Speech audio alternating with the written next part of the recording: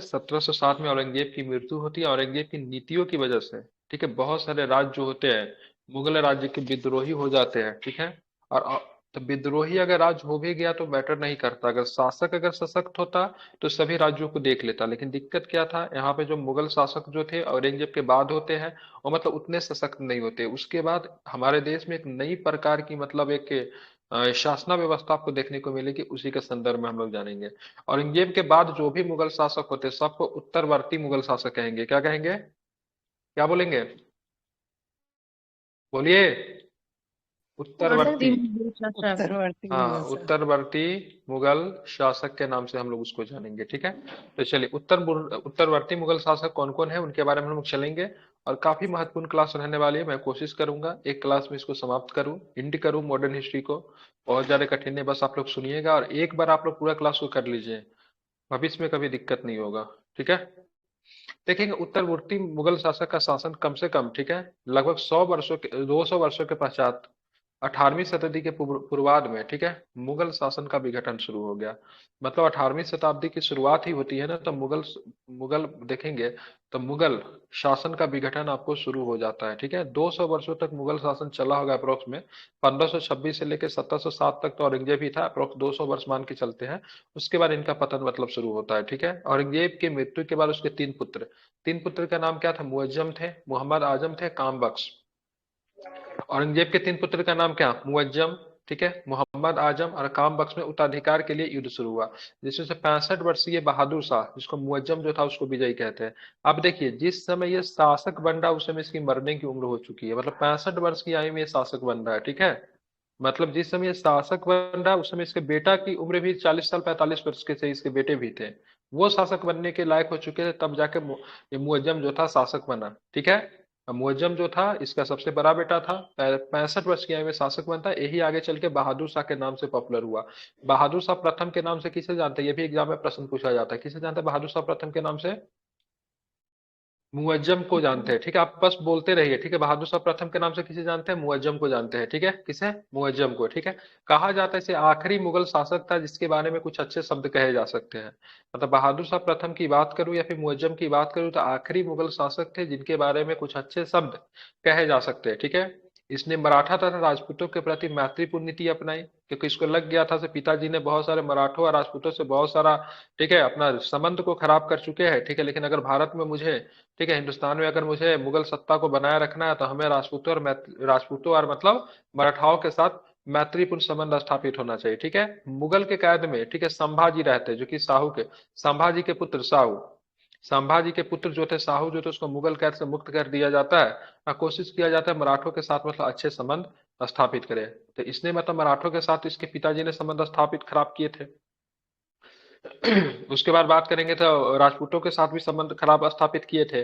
और आप देखोगे तो सिखों के साथ भी इनके संबंध खराब हो गए थे। ठीक है, रीजन क्या था, सिख के साथ मतलब क्या बात करेंगे, इनके पास सिख के साथ संबंध खराब स्थापित होने का कारण क्या था, कि तेग बहादुर की हत्या औरंगजेब ने करवा दी थी। गुरु तेग बहादुर की हत्या किसने करवाई थी, औरंगजेब ने करवा दी थी। ठीक है, इन सारे रीजन को लेकर आप क्या देखोगे, इन सारी चीजें हो रही थी, तो तीनों के साथ मतलब इसने कोशिश किया हम अच्छे संबंध को स्थापित करें। इसी संदर्भ में देखेंगे तब बहादुर शाह ने सिखों के 10वें गुरु गुरु गोविंद सिंह के साथ मेल मिलाप मतलब संबंध स्थापित किए और उन्हें संतुष्ट करने के लिए गुरु सम्मान में, ठीक है, खिलत मतलब राजा द्वारा सम्मान पूर्वक भेंट की गई पोशाक एवं उच्च मनसब ओहदा भी मतलब प्रदान किए, ताकि कम से कम मतलब गुरु जो है सो प्रसन्न रहे और सिख साम्राज्य मुगल साम्राज्य को डिस्टर्ब न करे। क्योंकि अब होगा क्या, अब ये होगा से मतलब ये होगा से मुगल साम्राज्य का धीरे धीरे पतन होगा, मुगल साम्राज्य का अब धीरे धीरे क्या होगा, पतन होगा।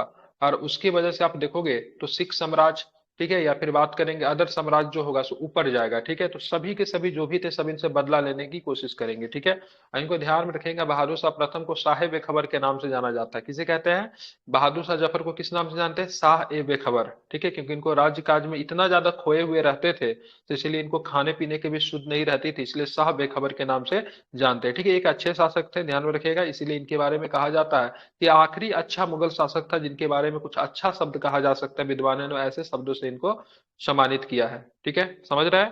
तो इनसे आपको क्या प्रश्न आएगा, अगर पूछा औरंगजेब की मृत्यु के बाद मतलब शासक कौन बना तो बताएंगे मुअज्जम बना। मुअज्जम जो था किस नाम से शासक बना तो क्या बताएंगे, बताइए। बताइए। बहादुर शाह प्रथम, बोलते रहिए, ठीक है, आप लोग बोलते रहिए, देर में खत्म कर दूंगा, ठीक है, और आप लोग को पूरा समझ भी आ जाएगा, ठीक है। बहादुर शाह प्रथम, ठीक है। एक प्रश्न और भी पूछूंगा, बहादुर शाह प्रथम का शासनकाल कब से कब तक था, तो क्या बताएंगे? 1700 से, 12। बिल्कुल ठीक है, 1707 से लेकर 1712, 65 वर्ष की आयु में शासक बना था। जब ये आया तो 3 राज्यों के साथ इसने मैत्रीपूर्ण संबंध स्थापित किया, मराठा के साथ, सिख के साथ और राजपूतों के साथ, ठीक है। किनके साथ? मराठा के साथ, सिख के साथ, राजपूत के साथ अच्छे संबंध बनाए। क्यों अच्छे संबंध बनाए? क्योंकि औरंगजेब ने बहुत अधिक संबंध खराब कर रखे थे। औरंगजेब को इनको लग गया था से अगर हमको हिंदुस्तान में अगर सत्ता अच्छे ढंग से चलाना है तो तीनों के साथ हमारे मैत्रीपूर्ण संबंध बनाने पड़ेंगे, ठीक है, ध्यान में रखेंगे। उसके बाद गुरु को सम्मान करने के लिए किस गुरु को सम्मानित किया था इसने तब? गोविंद गुरु, सिंह को। गुरु गोविंद सिंह, ठीक है, ध्यान रखें, गुरु गोविंद सिंह जो कि आखिरी गुरु थे, ठीक है। इनको साफ बेखबर कहते हैं, तो साफ बेखबर किसी खराब सेंस में नहीं कहा जाता, अच्छा सेंस में कहा जाता है। समझे क्यों कहते थे? क्योंकि राज्य काज में इतने ना मतलब मजे हुए रहते थे, तो इनको अपने बारे में जानकारी ही नहीं रहती थी से मुझे क्या करना नहीं करना, ठीक है, इसलिए इनको क्या बोलते थे? शाह बेखबर कहते थे, ठीक है, ध्यान में रखेंगे, ठीक है। क्या बोलते थे? शाह बेखबर कहते थे, ठीक है, ध्यान में रखना है इसको, समझे। तो चलिए अब हम लोग कहाँ पे थे? अब हम लोग थे से इनको सारे खबर बता दिया मैं आपको, ठीक है। अब चलेंगे दूसरे शासक है जहांदार शाह। जहांदार शाह इसकी मृत्यु के बाद, ठीक है, इनका मृत्यु हो जाता 1712 में, जल्दी मृत्यु हो गया। रीजन क्या था? क्योंकि 65 वर्ष की आयु में शासक बने थे, मतलब मरने की उम्र में शासक ही बने थे, इसलिए 1712 में इनकी मृत्यु हो जाती है। तो 1712 में बहादुर शाह प्रथम की मृत्यु के पश्चात उसका पुत्र जहांदार शाह, ठीक है, जहांदार शाह किसके सहयोग से मतलब शासक बना था? जुल्फिकार खान के सहयोग से शासक बना, ठीक है। तो यहाँ पे बहादुर शाह जो था, ठीक है, आप देखिए मुगल शासक इतने कमजोर हो जाते हैं इसके बाद से उनको मतलब क्या होता है, अपने शासक बनने के लिए किसी न किसी की हमेशा सहायता लेना पड़ेगा, ठीक है। आगे चल के किंग मेकर, ठीक है, जिनको नृप निर्माता कहते हैं भारतीय इतिहास में, वो भी आपको देखने को मिलेंगे। तब मुगल शासक को आप अपने सत्ता पे बैठने के लिए कहीं ना कहीं किसी न किसी के सहारा लेना पड़ता है। डेट मीन्स आप क्या समझ रहे हो? तो मुगल सत्ता धीरे धीरे मतलब क्या हो रही है? कमजोर हो रही है, ठीक है। तो अगर पूछा जाएगा जहांदार शाह जो कि मतलब पूर्ववर्ती मुगल, ठीक है, पूर्ववर्ती मुगल किसको कहेंगे? बताइए किसे कहेंगे पूर्ववर्ती मुगल? मैंने बता रहे पूर्ववर्ती मुगल में कौन आएंगे? औरंगजेब की मृत्यु के बाद जो भी मुगल शासक होंगे सारे के सारे पूर्ववर्ती मुगल में आएंगे, ठीक है, क्लियर, समझ गए। तो पूर्ववर्ती मुगल का दूसरा शासक था जहांदार शाह, ठीक है, किसकी सहायता से मतलब एक गद्दी पे बैठा 1712 में, तो क्या बताएंगे? जुल्फिकार खान। जुल्फिकार खान। जो लोग लिख सकते हैं ना कुछ कुछ पॉइंट वगैरह अगर चाहेंगे तो लिख सकते हैं, ठीक है। तो जुल्फिकार जो थे बहादुर शाह सॉरी जहांदार शाह को बैठाने में बहुत भूमिका निभाई, ठीक है। अब ये जाते जहांदार शाह ने आमेर के राजा सवाई जय सिंह को मालवा का सूबेदार नियुक्त किया। यहाँ से प्रश्न पूछा जाता है, ध्यान में रखिएगा, बहुत इंपॉर्टेंट है, बीपीएससी यहाँ से खेला करता है, ठीक है। कैसे खेला करता है? कई बार पूछा है, यूपीएससी में भी कई बार पूछा है, ठीक है। यहाँ पे मैं आपको बता देता हूँ। जहांदार शाह जब शासक जब बनता है राजपूतों के साथ अपने पिता की तरह ये भी संबंध सुधारने की कोशिश करता है। और आमेर के राजा राजा सवाई जय सिंह जो कि जयपुर के संस्थापक भी थे, जयपुर के भी थे, ठीक है, ध्यान में रखेंगे। हाँ, सवाई राजा जय सिंह जयपुर के भी थे, ठीक है, उसको मालवा का सूबेदार नियुक्त करता है। उनको कौन सी उपाधि देता है? मिर्जा की उपाधि देता है, ठीक है। साथ ही मारवाड़ के शासक अजीत सिंह को गुजरात की सुबारी दी, अब महाराजा की उपाधि दी। यूपीएससी बीपीएससी खेला क्या करता है? अजीत सिंह आइए आमेर के राजा सवाई सिंह रहने देगा, ठीक है, इसको सूबेदार बना देगा गुजरात का, उसको सूबेदार बना देगा मालवा का। लेकिन आपको ये गलती नहीं करना है। आपको क्या आमेर के राजा सवाई जय सिंह को कहाँ के सूबेदार नियुक्त करता है जहांदार साहब? मारवाड़। फिर वो उल्टा बोल रही है अभी, मालवा का, ठीक है, कहाँ का? मालवा का, ठीक है। अजीत सिंह को कहाँ के, ठीक है, मारवाड़ के राजा अजीत सिंह को कहाँ का सूबेदारी सौंपता है? गुजरात का। गुजरात का, ठीक है। ये आमेर का राजा था, आमेर के राजा राजा सवाई सिंह को मालवा दे देता है, और यहाँ पे मारवाड़ के राजा अजीत सिंह को गुजरात की सूबेदारी सौंप देता है, ठीक है, ध्यान में रखेंगे। अजीत सिंह को कौन सा उपाधि देता है? तो महाराजा की उपाधि देता है। कौन सा उपाधि देता है? महाराजा की उपाधि देता है, ठीक है। और जहां ये आमेर के राजा सवाई जय सिंह को कौन सा उपाधि देता है? तो मिर्जा की उपाधि देता है। कौन सी उपाधि? मिर्जा की उपाधि दे देता है, ठीक है। तो ध्यान में रखना, कुछ याद कर लीजिए, ये मिर्जा के, ये तो मिर्जा का उपाधि कई बार पूछा है, ठीक है, पूछता है जहांदार शाह के द्वारा आमेर के राजा, ठीक है, सवाई जय सिंह को कौन सी उपाधि प्रदान की गई, तो क्या बताएंगे? मिर्जा की उपाधि। बिल्कुल, मिर्जा की उपाधि दी गई, ठीक है। गुजरात की सूबेदारी किसे सौंपी गई? जहांदार शाह ने गुजरात की सूबेदारी किसे सौंपी? आप सवाई जय सिंह को या फिर राजा अजीत सिंह को? अजीत सिंह को, ठीक है, ध्यान में रखेंगे। जहांदार शाह को लोग जो थे लंपट मूर्ख कहते थे, क्या बोलते थे इनको? लंपट मूर्ख कहते थे, ठीक है। अब यहाँ पे देखेंगे 1713 में क्या होता है? 1773 जहांदार शाह का भतीजा जिसका नाम फारूक सियर, फर्रुखसियर जो था सैयद बंधुओं के सहयोग से परास्त करके सिंहासन पे बैठा है। सैयद बंधु का बहुत बड़ा रोल था, ठीक है। अब यहाँ से सैयद बंधु का रोल आएगा, ठीक है, बहुत इंपॉर्टेंट रोल निकल कर आएगा सैयद बंधु का, ठीक है। ये सैयद बंधु अब यहाँ पे एक्टिव हो गया। सैयद बंधु में दो बंधु आते थे, कौन कौन? अब्दुल्ला खान और हुसैन अली खान। क्या नाम था इनका? अब्दुल्ला खान और भाई हुसैन अली खान, ठीक है। ध्यान रखिए, दोनों को सैयद बंधु कहते हैं, ठीक है। किंग मेकर कहा जाता है, ठीक है। किंग मेकर या फिर हिंदी में बात की नृप निर्माता, क्या कहेंगे? किंग मेकर, ठीक है। नृप निर्माता, या फिर मतलब क्या बोलते हैं उसको, ठीक है। हाँ, इनको आपको ध्यान में रखना है, ठीक है। तो फारुखसियर जो था पहला शासक जो था, अगर पूछेगा पहला शासक कौन था जो कि सैयद बंधु की मदद से सिंहासन पर बैठा, तो क्या बताएंगे? फारुखसियर। बिल्कुल फारुखसियर था 1713 में, ठीक है। फारुखसियर की बात करेंगे तो जहांदार शाह का क्या था? भतीजा था ये, ठीक है। भतीजा था, ठीक है। ध्यान रखिए 1713 से लेकर 1719 में फारुखसियर जो था गद्दी संभालेगा, ठीक है। अब बाद में जाके जो इसको, ठीक है, जो इसको मतलब, ठीक है, जो इसको बनाया था ना वही इसको मरवा भी देगा, ठीक है। अब यहाँ पे देखेंगे फारुखसियर जो था 1713 से लेकर 1719 तक मतलब गद्दी पे बैठा, लेकिन जब गद्दी पे बैठा ना तो इसको लग जाता है, क्या लग जाता है? सैयद बंधु की सहायता से जब गद्दी पे बैठे ना, ये आगे भी किसी शासक को बना सकता है, ठीक है। तो ये सैयद बंधु को ही मरवाने की कोशिश करने लगता है, ठीक है। तो सैयद बंधु को इसका पता चल जाता है, ठीक है। और मतलब फारुखसियर का ही कहानी समाप्त कर देता है, समझ रहे? मतलब फारुखसियर को लगेगा से सैयद बंधु बहुत शक्तिशाली हो रहा है, आगे चल के हमको सत्ता से हटा के किसी का और बना सकता है, इसलिए सैयद बंधु मारने का प्लान करेगा। लेकिन ये बातें सैयद बंधु को पता चल जाएगा, सैयद बंधु फारुखसियर की हत्या करवा देगा, ठीक है। अब यहाँ पे देखिए, इसके काल में जजिया तथा तीर्थ यात्रा कर समाप्त कर दिया जाएगा, ठीक है। तीर्थ यात्रा कर हिंदुओं से मंदिरों पे लिया जाता था, तीर्थ यात्रा के लिए, मंदिर की यात्रा करने के लिए भी किसी भी मतलब तीर्थ स्थान की यात्रा करने जाते थे तो वसूला जाता था। जजिया समाप्त कर दिया गया, ठीक है। ध्यान रखिए, लेकिन जजिया समाप्त कर दिया गया, इसके साथ अभी आखिरी रूप से जजिया नहीं समाप्त होता है, ठीक है। जजिया को समाप्त किया गया, क्यों समाप्त किया गया भाई? क्योंकि मतलब हिंदुओं के तुम्हारे सहानुभूति चाहिए, ठीक है, क्योंकि अब उतने तुम मजबूत नहीं हो, ठीक है।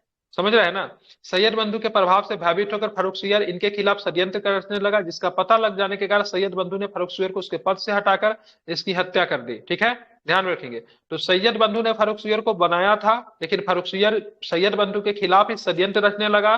तो बाद में जाकर सैयद बंधु की हत्या, ठीक है, सॉरी, सैयद बंधु की हत्या करवाने की कोशिश फारुखसियर ने किया। नहीं, फारूक सैयद बंधु बहुत ज्यादा शक्तिशाली थे, ठीक है।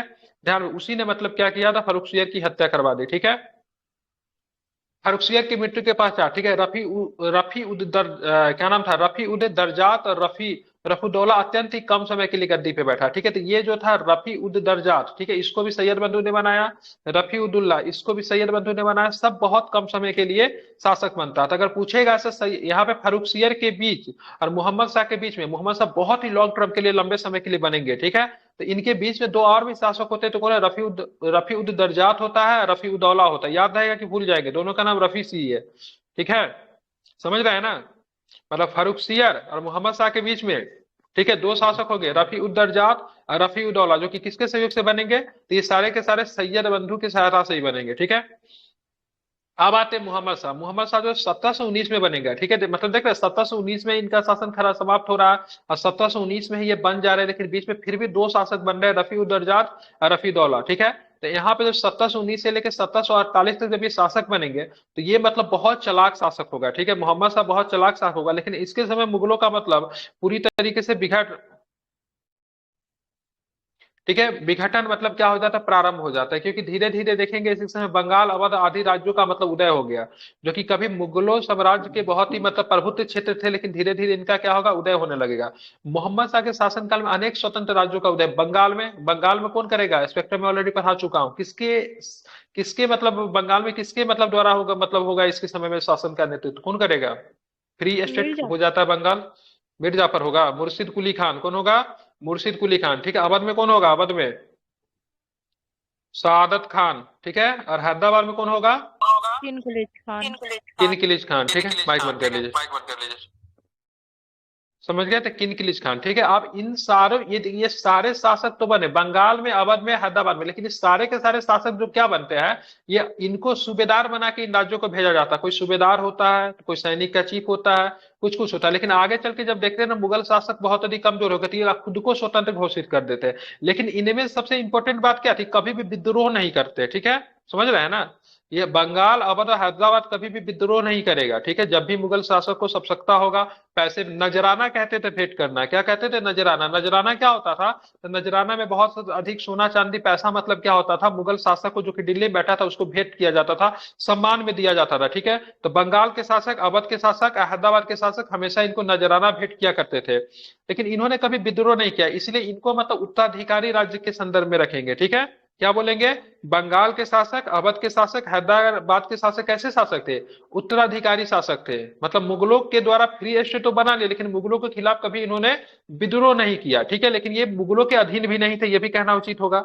लेकिन अगर सिख साम्राज्य की बात करेंगे, राजपूत की बात करेंगे, और यहाँ पे बात करेंगे मराठा की बात करेंगे, तो विद्रोही शासक थे। कैसे थे, विद्रोही शासक थे, क्योंकि पूर्व में इनको मुगलों को द्वारा बहुत अधिक सताया गया था, इसलिए आगे चल के मुगलों के खिलाफ मतलब अपना क्या करेंगे, मोर्चा मतलब खोल देंगे, ठीक है। ये मोहम्मद शाह का जो वास्तविक नाम जो था रोशन अख्तर था, ठीक है। इसे रंगीला बादशाह के नाम से जानते थे। ये भी किसके सहायता से बनाया गया था, ये भी मतलब सैयद बंधु के सहायता से बनाया गया था, ठीक है, ध्यान में रखेंगे। लेकिन सैयद बंधु तो पहले 3 गो शासक को बना के 3 गो शासक को हटवा या मरवा चुका था, तो इसको तो सारी कहानी पता थी। इसको भी लग गया भाई साहब आगे हो ना हो मेरे साथ भी यही हाल होने वाला था। लेकिन ये एक चालाक आदमी था। चालाक आदमी कैसे था, तो इसके शासनकाल में बहुत ही मतलब शानदार व्यक्तित्व का आदमी जो था, जिसको आसफ जाह के नाम से जानते हैं। आसफ क्या बोलते हैं, नहीं, किनकिलिज खान को क्या बोलते हैं, ठीक है, किनकिलिज खान, ठीक है। किनकिलिज खान, इनको क्या बोला जाता है, जामुल मुल्क। निजामुल की भी कहा जाता है, एक और भी इसको एक आसफ जा का उपाधि दिया था अवध वाला को, एक और भी उपाधि दिया था, मे भी आगे होगा, ठीक है। तो इसको क्या करता है, आगे करता है, ठीक है, वो तो है ही, ठीक है, बता देता हूँ, ठीक है। हैदराबाद के शासक को आगे करता है, और इसके साथ मिलकर, ठीक है, इसके साथ मिलकर निजामुल के साथ मिलकर, ठीक है, हत्या करवा देता है। किसकी हत्या करवा देता है, सैयद बंधु को ही निपटा देता है, क्योंकि पता था अगर हम सैयद बंधु को अभी नहीं निपटाएंगे तो कभी ना कभी सैयद बंधु ही क्या करेगा, सैयद बंधु हमें ही मतलब क्या करेगा, निपटा देगा, ठीक है, ध्यान में रखेंगे। चलिए, तो ये सारे कहानी समझ में आ गए, इसको ध्यान में रखें। रोशन अख्तर इसका मूल नाम था, मोहम्मद शाह को इसे रंगीला बादशाह के नाम से जानते थे, क्योंकि इसको अब यहाँ पे चलेंगे, क्या था, मोहम्मद शाह के काल में नादिर शाह का आक्रमण होता है। नादिर शाह का आक्रमण हुआ, ठीक है, फरवरी 1739 में करनाल के युद्ध में मुगलों की हार होती है। नादिर शाह भारत पर 30 करोड़ रुपए नगद, सोना चांदी के अतिरिक्त कोहनूर हीरा तथा शाहजहां का रत्न जड़ित सिंहासन, तख्ते या ताउस लेकर साथ में क्या कहते हैं, लगभग 70 करोड़ रुपया की संपत्ति लेकर चला गया, ठीक है। ये करनाल के युद्ध में क्या होता है, एक छोटा सा कहानी सुना देता हूँ जो कि किताबों में नहीं दिया रहता। करनाल के युद्ध में मोहम्मद शाह को नादिर शाह बंदी बना लेता है, ठीक है, बंदी बना लेता। वहां पे मोहम्मद साहब के 2 बड़े अधिकारी होते, एक तो सादत खान होते जो कि अवध का शासक था, एक किनकिलिज खान होते जो कि हैदराबाद को संभाल रहा था, ठीक है। तो सभी आदमी बोला से किनकिलिज खान को जाके मतलब बातें करनी चाहिए मोहम्मद, इसे क्या नाम था इसका, नादिर शाह से। किनकिलिज खान जाता है, 2 करोड़ रुपए में बना लेता है से नादिर शाह 2 करोड़ रुपया लेगा मुगल शासक से, और मतलब 1 करोड़ रुपया भारत छोड़ने के लिए उसको दे दिया जाएगा, और 1 करोड़ रुपया जब वो ईरान पहुंच जाएगा तब जाके उसको मिलेगा, ठीक है। इसके बदले में भारत को कभी आक्रमण नहीं करेगा, और मोहम्मद शाह को जो बंदी बनाया था उसको छोड़ देगा, ठीक है। इतना सारी बातें हो जाती है, लेकिन दिक्कत क्या होता है ना, शहादत खान जो था नादिर शाह को जाके भड़का देता है से तुम मूर्ख हो, क्या हो तुम, मूर्ख हो, तुम 2 करोड़ रुपया के लिए, ठीक है, अरबों खरबों का संपत्ति छोड़ के तुम जा रहे हो, तुम क्या करो, दिल्ली पे अटैक करो। क्योंकि दिक्कत क्या था ना, से मोहम्मद शाह थोड़ा सा ज्यादा मतलब भाव नहीं होता, ज्यादा थोड़ा सा मतलब रिस्पेक्ट किनकिलिज खान को करता था। ये बात हमेशा मतलब शहादत खान को खलती थी, तो किनकिलिज खान और शहादत खान के बीच में मतभेद होने के कारण से मुगल सत्ता इसमें पिसा गया, ठीक है। एक तरह से आप देखोगे तो नादिर शाह को मना लिया था, क्या नाम था इसका, किनकिलिज था। अब बाद में जाकर भड़का किसने दिया, शहादत खान ने भड़का दिया, ठीक है। उसी के बाद पे, ठीक है, नादिर शाह क्या करता है, दिल्ली पे आक्रमण करता है, लेकिन दिल्ली पे जब आक्रमण करता था दिल्ली पूरा खाली था। शुरुआती कई दिनों तक दिल्ली में इसको कुछ भी नहीं मिलता, तो नादिर शाह खुलेआम बोल देता है दिल्ली पे आक्रमण करने के लिए आमंत्रण मुझे शहादत खान ने दिया था। जब ये बात पता चलता शहादत खान को, क्योंकि बात तो सीक्रेट थी, बात को खोलना नहीं था, जब ये बात मतलब शहादत खान को पता, काफी शर्मिंदा होता है, क्योंकि मुगल शासन के खिलाफ वो षड्यंत्र कर रहा था। उसी संदर्भ में नादिर शाह कहता है अगर मुझे 70 करोड़ रुपए का अगर राशि नहीं मिला, जैसे किसी जितना मुझे कम से कम जितना पैसा वहां पे मिल रहा था, जितना पैसा हमको दे रहा था किनकिलिज खान जाने के लिए यहाँ से, अगर उससे अधिक का पैसा अगर हमको दिल्ली पे नहीं मिला तो मैं शहादत खान के राज्य के ऊपर अवध पे आक्रमण करूंगा, ठीक है। लेकिन अवध की जनता शहादत खान को बहुत प्यार करती रहती, क्योंकि कल्याणकारी शासक होता है, और इसी के बाद मतलब क्या करता है, शहादत खान मतलब जहर खा के आत्महत्या कर लेता है, ठीक है। तो ध्यान में रखिएगा, ठीक है। शहादत खान एक ऐसा शासक था, अवध का कल्याणकारी शासक था, अच्छा शासक था। वो जहर खाकर हत्या करता है, ठीक है, आत्महत्या करता है, सॉरी, ठीक है। रीजन क्या था कि नादिर शाह उसके राज्य पे आक्रमण करने वाला था, ठीक है। दिल्ली पे अटैक करता है। दिल्ली पे अटैक करने के समय शुरू में तो कुछ नहीं मिलता, लेकिन बाद में जाके 30 करोड़ रुपए की नगद मिलता है, सोना चांदी के साथ साथ मतलब रत्न जड़ित, ठीक है, तख्ते या ताउस, जिसको मतलब मुगल शासन का मतलब क्या बोलते हैं, शान था, जिसका निर्माण शाहजहां के द्वारा करवाया गया था, ठीक है। ध्यान रखो, 70 करोड़ रुपए यहाँ से लेकर मतलब ईरान वापस लौट रहा है, ठीक है। ये जो तख्ते ताउस जो था, ठीक है, उसका निर्माण जो था बेबादल खान ने किया था। किसने किया था? बेबादल खान ने इसका निर्माण किया था, ठीक है। और करवाया था किसने? तो शाहजहां ने करवाया था, ठीक है। तो बरसों पुरानी, ठीक है, बहुत ही सम्माननीय तख्ते ताउस, ठीक है, वो वापस चला जाता है, ठीक है। और साथ में कोहिनूर हीरा भी। उसके बाद करते हैं यहाँ पे, अब यहाँ पे ये सारी कहानी हो गई, ठीक है। यहाँ पे सादत खान का भी चैप्टर समाप्त, ठीक है, क्योंकि उसने खुद ही आत्महत्या कर ली। अहमद शाह अब्दाली, अहमद शाह अब्दाली को दुर्र दुरानी के नाम से जानते हैं, ठीक है। इसको ईग का मोती भी कहते हैं, ठीक है। कहाँ का शासक था? अफगानिस्तान का शासक था। तो अहमद शाह अब्दाली ने मोहम्मद शाह के समय ही प्रथम बार 1748 में भारत पे आक्रमण किया, ठीक है। अब इसका आक्रमण कई बार होता है, 6-7 बार इसका आक्रमण होता है भारत पे। अब यहाँ से कंटिन्यू आप देखोगे तो विदेशी आक्रमणकारी मतलब भारत पे आक्रमण करना शुरू कर देंगे, ठीक है। अहमद शाह अब्दाली मोहम्मद शाह के शासनकाल में 1748 में पहली बार आक्रमण करेगा। इसके पश्चात अहमद शाह अब्दाली 1748 से 54 तथा आलमगीर द्वितीय, ठीक है। इसके बाद अहमद शाह 1748 से लेकर 54 तथा आलमगीर द्वितीय जो था 1754 से लेकर 59 पे मतलब गद्दी पे बैठा, ठीक है। दो शासक बढ़ता 48 से लेकर 54 तक और 54 से लेकर 59 तक, ठीक है। ध्यान में रखेंगे। एक चीज इसमें मिसिंग क्या रह गया? तो सैयद बंधु जो थे, जो कि किंग मेकर थे, उसका कहानी समाप्त हो चुका है, ठीक है। उसका कहानी किसने निपटा दिया है? तो मोहम्मद शाह ने ही निपटा दिया है, ठीक है। अब यहाँ पे देखेंगे क्या होता है। तो यहाँ पे शाह आलम द्वितीय इंपोर्टेंट शासक रहेगा। क्यों इंपोर्टेंट शासक हमारे लिए? क्योंकि इसके समय में, ठीक है, क्या प्लासी और बक्सर होता है, ठीक है। ध्यान में रखेंगे, इसके समय में क्या होगा? प्लासी तो नहीं होगा, बक्सर होगा, सॉरी। क्या होगा इसके समय में? बक्सर का युद्ध होता है, ठीक है। ध्यान में रखेंगे, ठीक है। प्लासी के युद्ध में कौन हो जाएगा? तो आलमगीर द्वितीय। ध्यान में रखिएगा, पूछता है प्लासी के युद्ध के समय शासक कौन था? तो आलमगीर द्वितीय था। बक्सर के युद्ध में शासक कौन था? तो शाह आलम द्वितीय था। याद रहेगा, फिर से रिपीट कर रहा हूं। प्लासी के युद्ध में शासक कौन?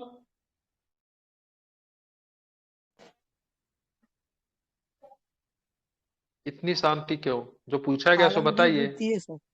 बिल्कुल ठीक है। बक्सर के युद्ध में शासक कौन? शाह आलम द्वितीय। आलम द्वितीय। बोलेंगे तभी सीखेंगे, ठीक है, कहानी सुनने से नहीं सीखेंगे। मैं इजी शब्दों में पढ़ा रहा हूँ, बस आप लोग जहां पे मुझे इंपॉर्टेंट लगता है मैं रिपीट करता हूँ, अब बताया कीजिए, ठीक है। तो बक्सर के युद्ध के समय में 1764 में जो बक्सर की युद्ध होगी उस समय शाह आलम द्वितीय होगा। अब प्लासी की लड़ाई जब होती है 1757 में, तो उस समय आलमगीर द्वितीय होता है, ठीक है। हालांकि प्लासी के युद्ध में इसका कोई रोल नहीं होगा आलमगीर द्वितीय का, लेकिन बक्सर के युद्ध में शाह आलम द्वितीय का रोल होता है, ठीक है। ध्यान में रखेंगे, समझे। अब इसने 1764 में बक्सर के युद्ध में बंगाल के नवाब मीर कासिम, अवध के नवाब शुजाउद्दौला के साथ मिलकर ईस्ट इंडिया कंपनी के खिलाफ मतलब विरुद्ध लड़ाई लड़ी।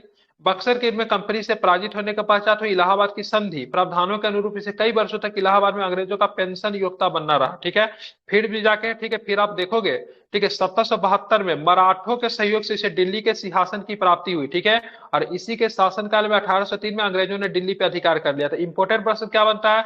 बक्सर के युद्ध में शामिल हुआ, बक्सर के युद्ध में पराजित हुआ, इसके साथ इलाहाबाद की संधि की गई।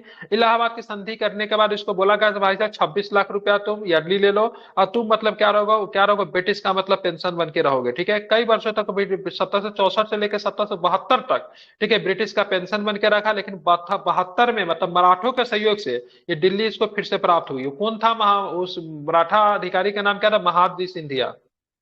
याद रखें, क्या नाम था? महादजी सिंधिया के हेल्प से मतलब ये फिर से मतलब बन पाता है, ठीक है। और 1803 में इसी के शासनकाल में दिल्ली पे अंग्रेजों का क्या हो गया? अधिकार हो गया। पूछेगा दिल्ली पे अंग्रेजों का कब अधिकार हुआ? तो 1803 में हो गया था। कब हो गया था? 1803 में हुआ था। और शाह आलम द्वितीय के पश्चात, ठीक है, उसका पुत्र, ठीक है, अकबर द्वितीय, जो कि 1806 से लेकर 1837 तक मतलब गद्दी पे बैठेगा। और इसी के समय में, ठीक है, जो पेंशन जो मिलता था, अंग्रेजों ने इसकी पेंशन को कम कर दी थी। जब पेंशन को कम कर दी थी, ठीक है, तो इसी को मतलब, ठीक है, राजा राम मोहन राय को, ठीक है, अपना दूत बनाकर इसने मतलब कहाँ भेजा? ब्रिटेन भेजा था, ठीक है। राजा राम मोहन राय को दूत बनाकर ब्रिटेन भेजा था, जहां पे उनकी मृत्यु हो गई थी ब्रिस्टॉल में, ठीक है। ध्यान में रखिएगा। पूछा जाए राजा राम मोहन राय को राजा की उपाधि किसने दी थी? तो यही अकबर द्वितीय ने दिया था, ठीक है। जो कि बात की किसका पुत्र था? तो शाह आलम द्वितीय का पुत्र था, ठीक है। ध्यान में रखेंगे। तो 1803 में से 1806 तक ये शासक था, क्या नाम था? शाह आलम द्वितीय। 1806 में जो शासक बनेगा वो 37 तक रहेगा, जिसका नाम था अकबर द्वितीय। 37 में इसकी मृत्यु हो जाती है। और उसके बाद जो शासक जो बनता है, ठीक है, ध्यान में रखेंगे, बहादुर शाह जफर द्वितीय बनता है, जो कि 37 से लेकर 57 तक शासक रहेगा। इसको जफर के नाम से जानते हैं, ध्यान में रखेंगे। बहादुर शाह जफर को जफर के नाम से जानते हैं। ये अंतिम मुगल शासक था। 1857 की लड़ाई में विद्रोहियों का साथ देने के कारण इसे रंगून निर्वासित कर दिया गया, जहां के मतलब 1862 में इसकी क्या हो गई, तो मृत्यु हो गई। ठीक है, ध्यान में रखिएगा। ये सारे के सारे शासक जो थे उत्तरवर्ती मुगल थे। क्या थे, उत्तरवर्ती मुगल थे। उत्तरवर्ती मुगल किसे कहेंगे, जो कि मुगलों के बाद, ठीक है, मुगलों में औरंगजेब के बाद, ठीक है, जो शासक जो बनेंगे। ठीक है, अब चलिए आप लोग से दो दो तीन तीन प्रश्न पूछ रहे हैं, सभी लोग बता दीजिएगा। ठीक है, माइक खोल लीजिए सभी लोग। ठीक है, आप हमें ये बताइए, ठीक है, औरंगजेब की मृत्यु कब हुई थी। 1707 ठीक है, औरंगजेब के बाद मतलब शासक कौन बना, तो क्या बताएंगे। बहादुर शाह प्रथम। बहादुर शाह प्रथम को किस नाम से जानते हैं। जिसका नाम था जब कब से कब तक शासक रहा ये, 7 से लेकर 12 तक रहेगा। ठीक है, मराठों का, ठीक है, संभाजी के पुत्र शाहू को अपने कैद से किसने रिहा करने का आदेश दिया। मौजूद ने। प्रथम। बिल्कुल ठीक है, बहादुर शाह प्रथम ने, बिल्कुल ठीक है, ध्यान में रखेंगे। ठीक है, बहादुर से प्रथम ने किसे मिर्जा की उपाधि दी, शबाई राजा मिर्जा जय सिंह, क्या बोलते हैं उनको, जय सिंह। ठीक है, ध्यान में रखेंगे। ठीक है, चलिए उनको कहाँ का मतलब उनको मतलब सूबेदार नियुक्त किया, गुजरात।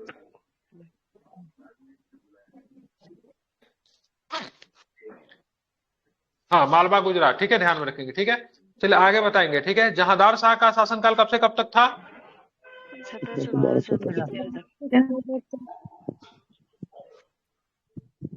1712 से 1712 से लेके 1713 तक ज्यादा नहीं। जहांदार शाह को क्या बोलते थे,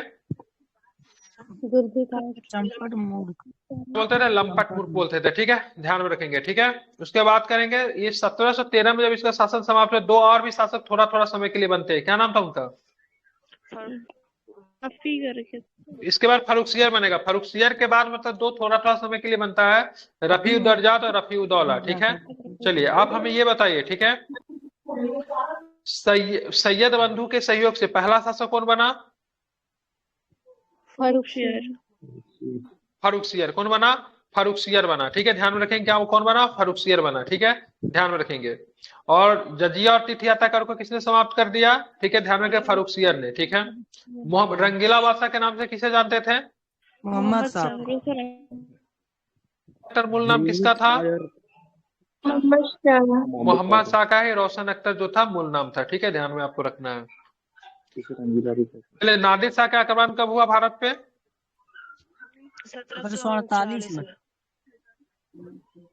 मोहम्मद शाह। जवाहर साहब अली को किस नाम से भी जानते थे, दुर्रानी, अहमद दुर्रानी। दुरानी युग का मोती भी कहते थे। ठीक है, ध्यान में रखेंगे। कहाँ का आक्रमणकारी था, किस देश का आक्रमणकारी था, अफगानी था। अफगानिस्तान का था। ठीक है, पहली बार आक्रमण कब किया था इसने भारत पे, 1748। 1748 में किया था। ठीक है, ध्यान में रखेंगे। ठीक है, चलिए उसके बाद 1748 से लेकर 54 तक मतलब, ठीक है, अहमद शाह शासक था। आलमगीर द्वितीय जो था 54 से लेकर 59 तक। ठीक है, आलमगीर द्वितीय के बाद शासन कौन बना, आलमगीर द्वितीय के बाद शाह आलम द्वितीय। ठीक है, शाह आलम द्वितीय जो था किस युद्ध में पार्टिसिपेट किया था, बक्सर में, बैटल ऑफ बक्सर। ठीक है, ध्यान में रखेंगे। उसके बाद बात करेंगे, आपको वो ये बताइए। ठीक है, बक्सर का युद्ध में इसने पार्टिसिपेट किया था, ये बताइए। इलाहाबाद की संधि कब हुई थी, 1765 में। ठीक है, इलाहाबाद की संधि में इसको कितने लाख पेंशन मिलना शुरू हुआ था, कितने लाख पेंशन की बात कही गई थी, 22 लाख। 26 लाख। ठीक है, ध्यान में रखेंगे। ठीक है, 26 लाख। ठीक है, किसके शासनकाल में बात करें, किसके शासनकाल में, ठीक है, दिल्ली जो था अंग्रेजों के अधीन आ गया, अहमद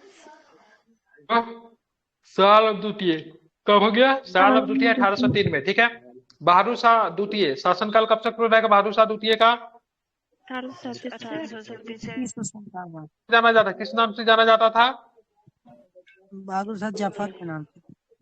जफर के नाम से। ठीक है, इनको निर्वासित जीवन जीने के लिए कहाँ भेज दिया गया, रंगून। तो कब हो गई, 1862 में। हाँ, विलेज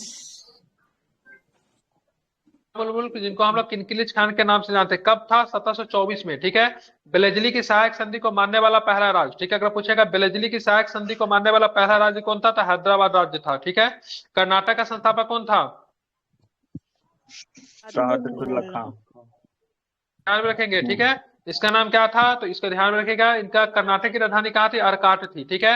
इनको मोहम्मद शाह ने कौन सी उपाधि दी थी, तो निजामुल की उपाधि दी थी। अवध के शासक कौन था, शहादत खान। इसको मतलब कौन सी उपाधि मिली थी, बुहरान उल मुल्क की उपाधि मिली थी, ठीक है। 1856 में ब्रिटिश रेजिडेंट जिनका नाम था जेम्स आउटरम की रिपोर्ट के आधार पे, ठीक है, कुशासन का आरोप लगाकर उसे अंग्रेजी साम्राज्य में मिला लिया गया। पूछे जाए कुशासन के आरोप लगाकर मिलाने वाला पहला साम्राज्य कौन था, ध्यान में रखे, अवध था, ठीक है। अवध का अंतिम नवाब कौन था, वाजिद अली शाह, वाजिद अली जिसकी शाह। जिसकी पत्नी का नाम क्या था, पत्नी का नाम क्या था, जिसने 1857 की क्रांति में पार्टिसिपेट की थी, क्या नाम था। बेगम, लखनऊ की थी बेगम हजरत महल। बिल्कुल, बेगम हजरत महल, ठीक है। और इनके पुत्र का नाम क्या था, बिजलिस कादिर। पुत्र का नाम क्या था, बिजलिस कादिर। की। और वाजिद अली शाह को निर्वासित जीवन जीने के लिए कहाँ भेज दिया गया था, नेपाल, रंगून भेजा गया। बहादुर शाह जफर की बात नहीं हो रही, वाजिद अली शाह की बात हो रही। कहाँ पे, कलकत्ता। कहाँ भेजा गया था, कलकत्ता भेजा गया था, ठीक है। आगे चलेंगे, ठीक है। रुहेलखंड का संस्थापक का बीर दाऊद और उसका पुत्र अली मोहम्मद खान था, ठीक है। पहले आंवला बरेली राजधानी थी, बाद में रामपुर राजधानी बनी, ठीक है। जाट जो था विद्रोही राज्य था, ठीक है। ध्यान, जाट जो था विद्रोही अकबर के, ठीक है, अकबर के मकबरा को जाट शासकों ने खुदवा दिए थे, ठीक है, ध्यान में रखेंगे। सूरजमल जाट राज्य का एक योग्य एवं विद्वान शासक था, जिसके शासनकाल में जाट राज्य अपने चरमोत्कर्ष पे था, ठीक है। सूरजमल को जाटों का अफलातून कहते हैं। इंपॉर्टेंट क्वेश्चन है, कई बार पूछा गया, जाटों का अफलातून किसे कहा जाता है, तो सूरजमल को कहा जाता है, ठीक है, ध्यान में रखेंगे, ठीक है। तो ये तो सारा मुगल शासक के बारे में पढ़ लिया। अब चलिए केरल के बारे में जानते हैं, ठीक है। देखेंगे आधुनिक केरल के बारे में जान रहे हैं। 18वीं सदी में शुरुआत में केरल 4 प्रमुख राज्य कालीकट, चिरिक्कल और कोच्चि एवं त्रावणकोर थे, ठीक है। केरल में 4 प्रमुख राज्य थे, कालीकट था, चिरक्कल था, कोच्चि था, त्रावणकोर था। मर्तांड वर्मा त्रावणकोर राज्य का एक प्रमुख शासक था, जिसने डचों को हराकर केरल में उसकी राजनीतिक सत्ता को समाप्त कर दिया, ठीक है। राजा वर्मा को त्रावणकोर के लिए प्रसिद्ध राजा थे। राजा वर्मा की बात करेंगे, त्रावणकोर के एक प्रसिद्ध राजा थे, ठीक है, ध्यान में रखेंगे, ठीक है। यही राजा वर्मा कौन था, पेंटर भी था, ठीक है, ध्यान में, कौन थे, पेंटर भी थे, ठीक है। राजा रवि वर्मा, ठीक है, बोलते हैं राजा रवि वर्मा, सॉरी, राजा रवि वर्मा जो थे यही से संबंध रखते, केरल से ही संबंध रखते थे, जो कि पेंटर थे, ठीक है। तो यहाँ पे केरल में 4 गो राज्य था, कालीकट था, चिरिकल था, कोच्चि था, त्रावणकोर था। तो राजा रवि वर्मा कोई वास्तविक का राजा नहीं था, राजा का उपाधि दिया गया था, ठीक है, ध्यान में रखेंगे। लेकिन त्रावणकोर स्टेट से आते थे वो, ठीक है, ध्यान में रखेंगे, ठीक है। इसीलिए उनको वर्मा का उपाधि दिया, रवि नाम था, वर्मा लगा दिया गया था, राजा वाला उपाधि दे गया था राजा रवि वर्मा, लेकिन कोई राजा वो नहीं था, ठीक है। तो केरल में, केरल राज्यों को मतलब मिलाने का, एकीकरण करने का मर्तांड वर्मा को जाता है, जिन्हें पुर्तगालियों को मतलब क्या किया था, पराजित किया था, ठीक है। अब आते हैं राजपूत राज्य आते हैं। तो 18वीं शताब्दी में सबसे महान राजपूत राजा आमेर का राजा सवाई जय सिंह हुआ, ठीक है, ध्यान रखेंगे। ये आमेर का राजा जो था सवाई जय सिंह था, जिनको मतलब कहाँ का सूबेदार बना दिया गया था, ऊपर में भी आप लोग पढ़े हो ना, मालवा, ठीक है। मालवा का कहाँ का सूबेदार बनाया गया था, मालवा का सूबेदार बनाया गया था। उपाधि कौन सी दी गई थी, मिर्जा का उपाधि दी गई थी। तो ये पहले वाला राजपूत का बात छोड़ दीजिए, आधुनिक राजपूत में अगर देखेंगे तो सबसे शक्तिशाली जो थे यही थे, ठीक है, ध्यान में रखेंगे। इसने जयपुर शहर की स्थापना करके विज्ञान एवं कला का प्रसिद्ध केंद्र बना दिया, ठीक है। इनको विज्ञान में, कला में, इन सब चीजों में बहुत ज्यादा मन लगता था, इसलिए जय सिंह ने एक महान खगोल शास्त्री, उसने दिल्ली में, जयपुर में, उज्जैन में, बनारस में, मथुरा में वेधशालाओं का निर्माण करवाया। ये प्रश्न पूछता है, इनमें प्रश्न जय सिंह ने, ठीक है।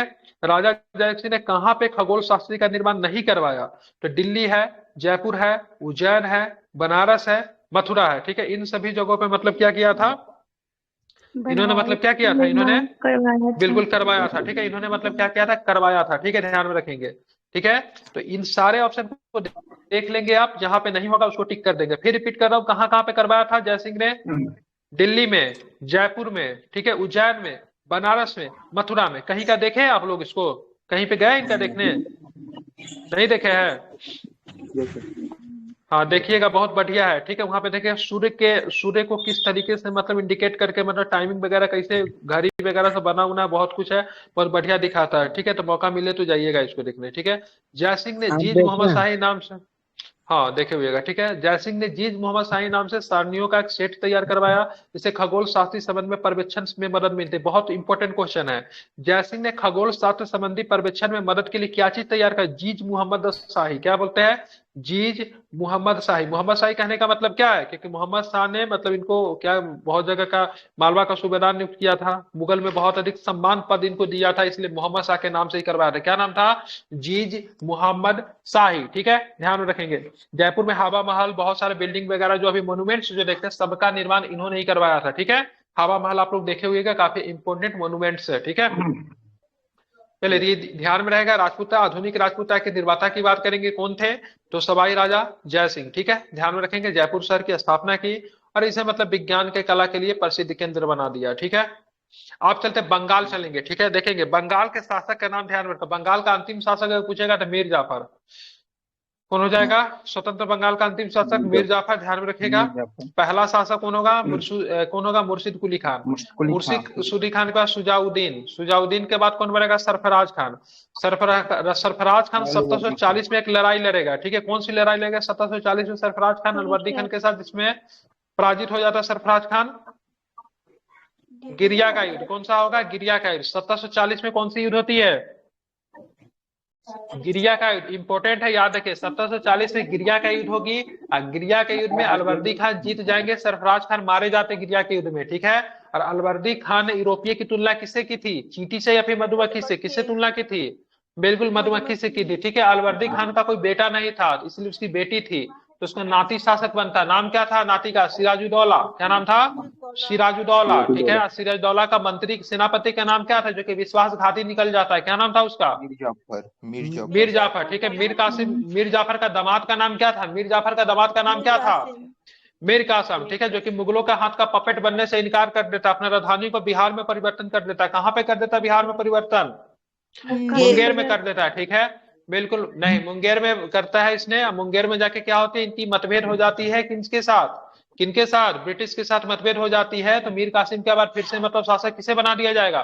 तो फिर से मतलब शासक बना दिया जाएगा मीर जाफर को। ठीक है, ध्यान में रखेंगे। ठीक है, तो ये सारे के सारे कहानी थे गिरिया के युद्ध से लेके अंतिम शासक तक, आपको ध्यान में रखना है। ठीक है, इंपॉर्टेंट रहने वाला है। ये बंगाल राज्य जो बनेगा, जो मुगलों के अधीन राज्य थे, ठीक है, उत्तराधिकारी राज्य में बंगाल राज्य आता है, क्योंकि बंगाल में मुर्शिद कुली खान ने राज्य तो भले ही स्थापित कर लिया, लेकिन मुगलों के खिलाफ कभी भी विद्रोह नहीं की इसने। ठीक है, तो इसलिए ऐसे राज्य को उत्तराधिकारी राज्य के नाम से जानते हैं। आवाज कट रही क्या? नहीं नो सर। नहीं सर, नहीं। चले, इतना आपको ध्यान में रखना है। ठीक है, यहाँ पे देखेंगे मुर्शिद कुली खान बंगाल में स्वतंत्र राज्य की स्थापना की। माइक बंद करके रखिए।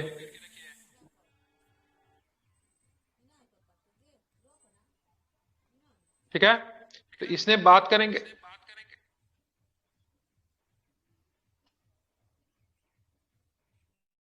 चलिए, तो मुर्शिद कुली खान ने बंगाल में स्वतंत्र राज्य की स्थापना की। इसने किसानों को तकावी ऋण दिया। तकावी ऋण क्या होता था?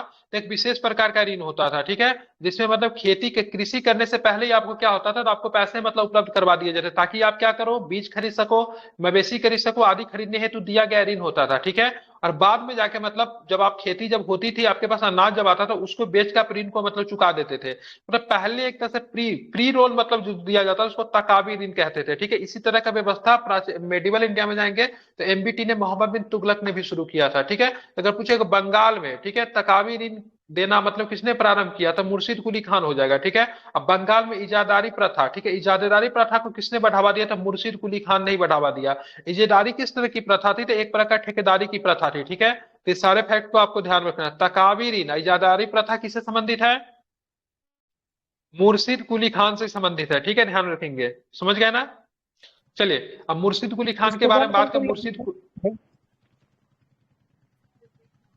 मुर्शिद कुली खान के बारे में जानते हैं। मुर्शिद कुली खान के शासनकाल में क्रमशः सीताराम राय, उदय नारायण एवं गुलाम मोहम्मद शुजात खान ने बंगाल में बगावत किया। ठीक है, तो मुर्शिद कुली खान के शासनकाल में आप देखोगे, ठीक है, तो कौन कौन? ठीक है, सीताराम राय, उदय नारायण, गुलाम मोहम्मद और शुजात खान ने बंगाल में, ठीक है, क्या किया? तो इन्होंने मतलब क्या किया था? विद्रोह किया। अंतिम विद्रोह की बात करेंगे तो नजात खान ने किया था।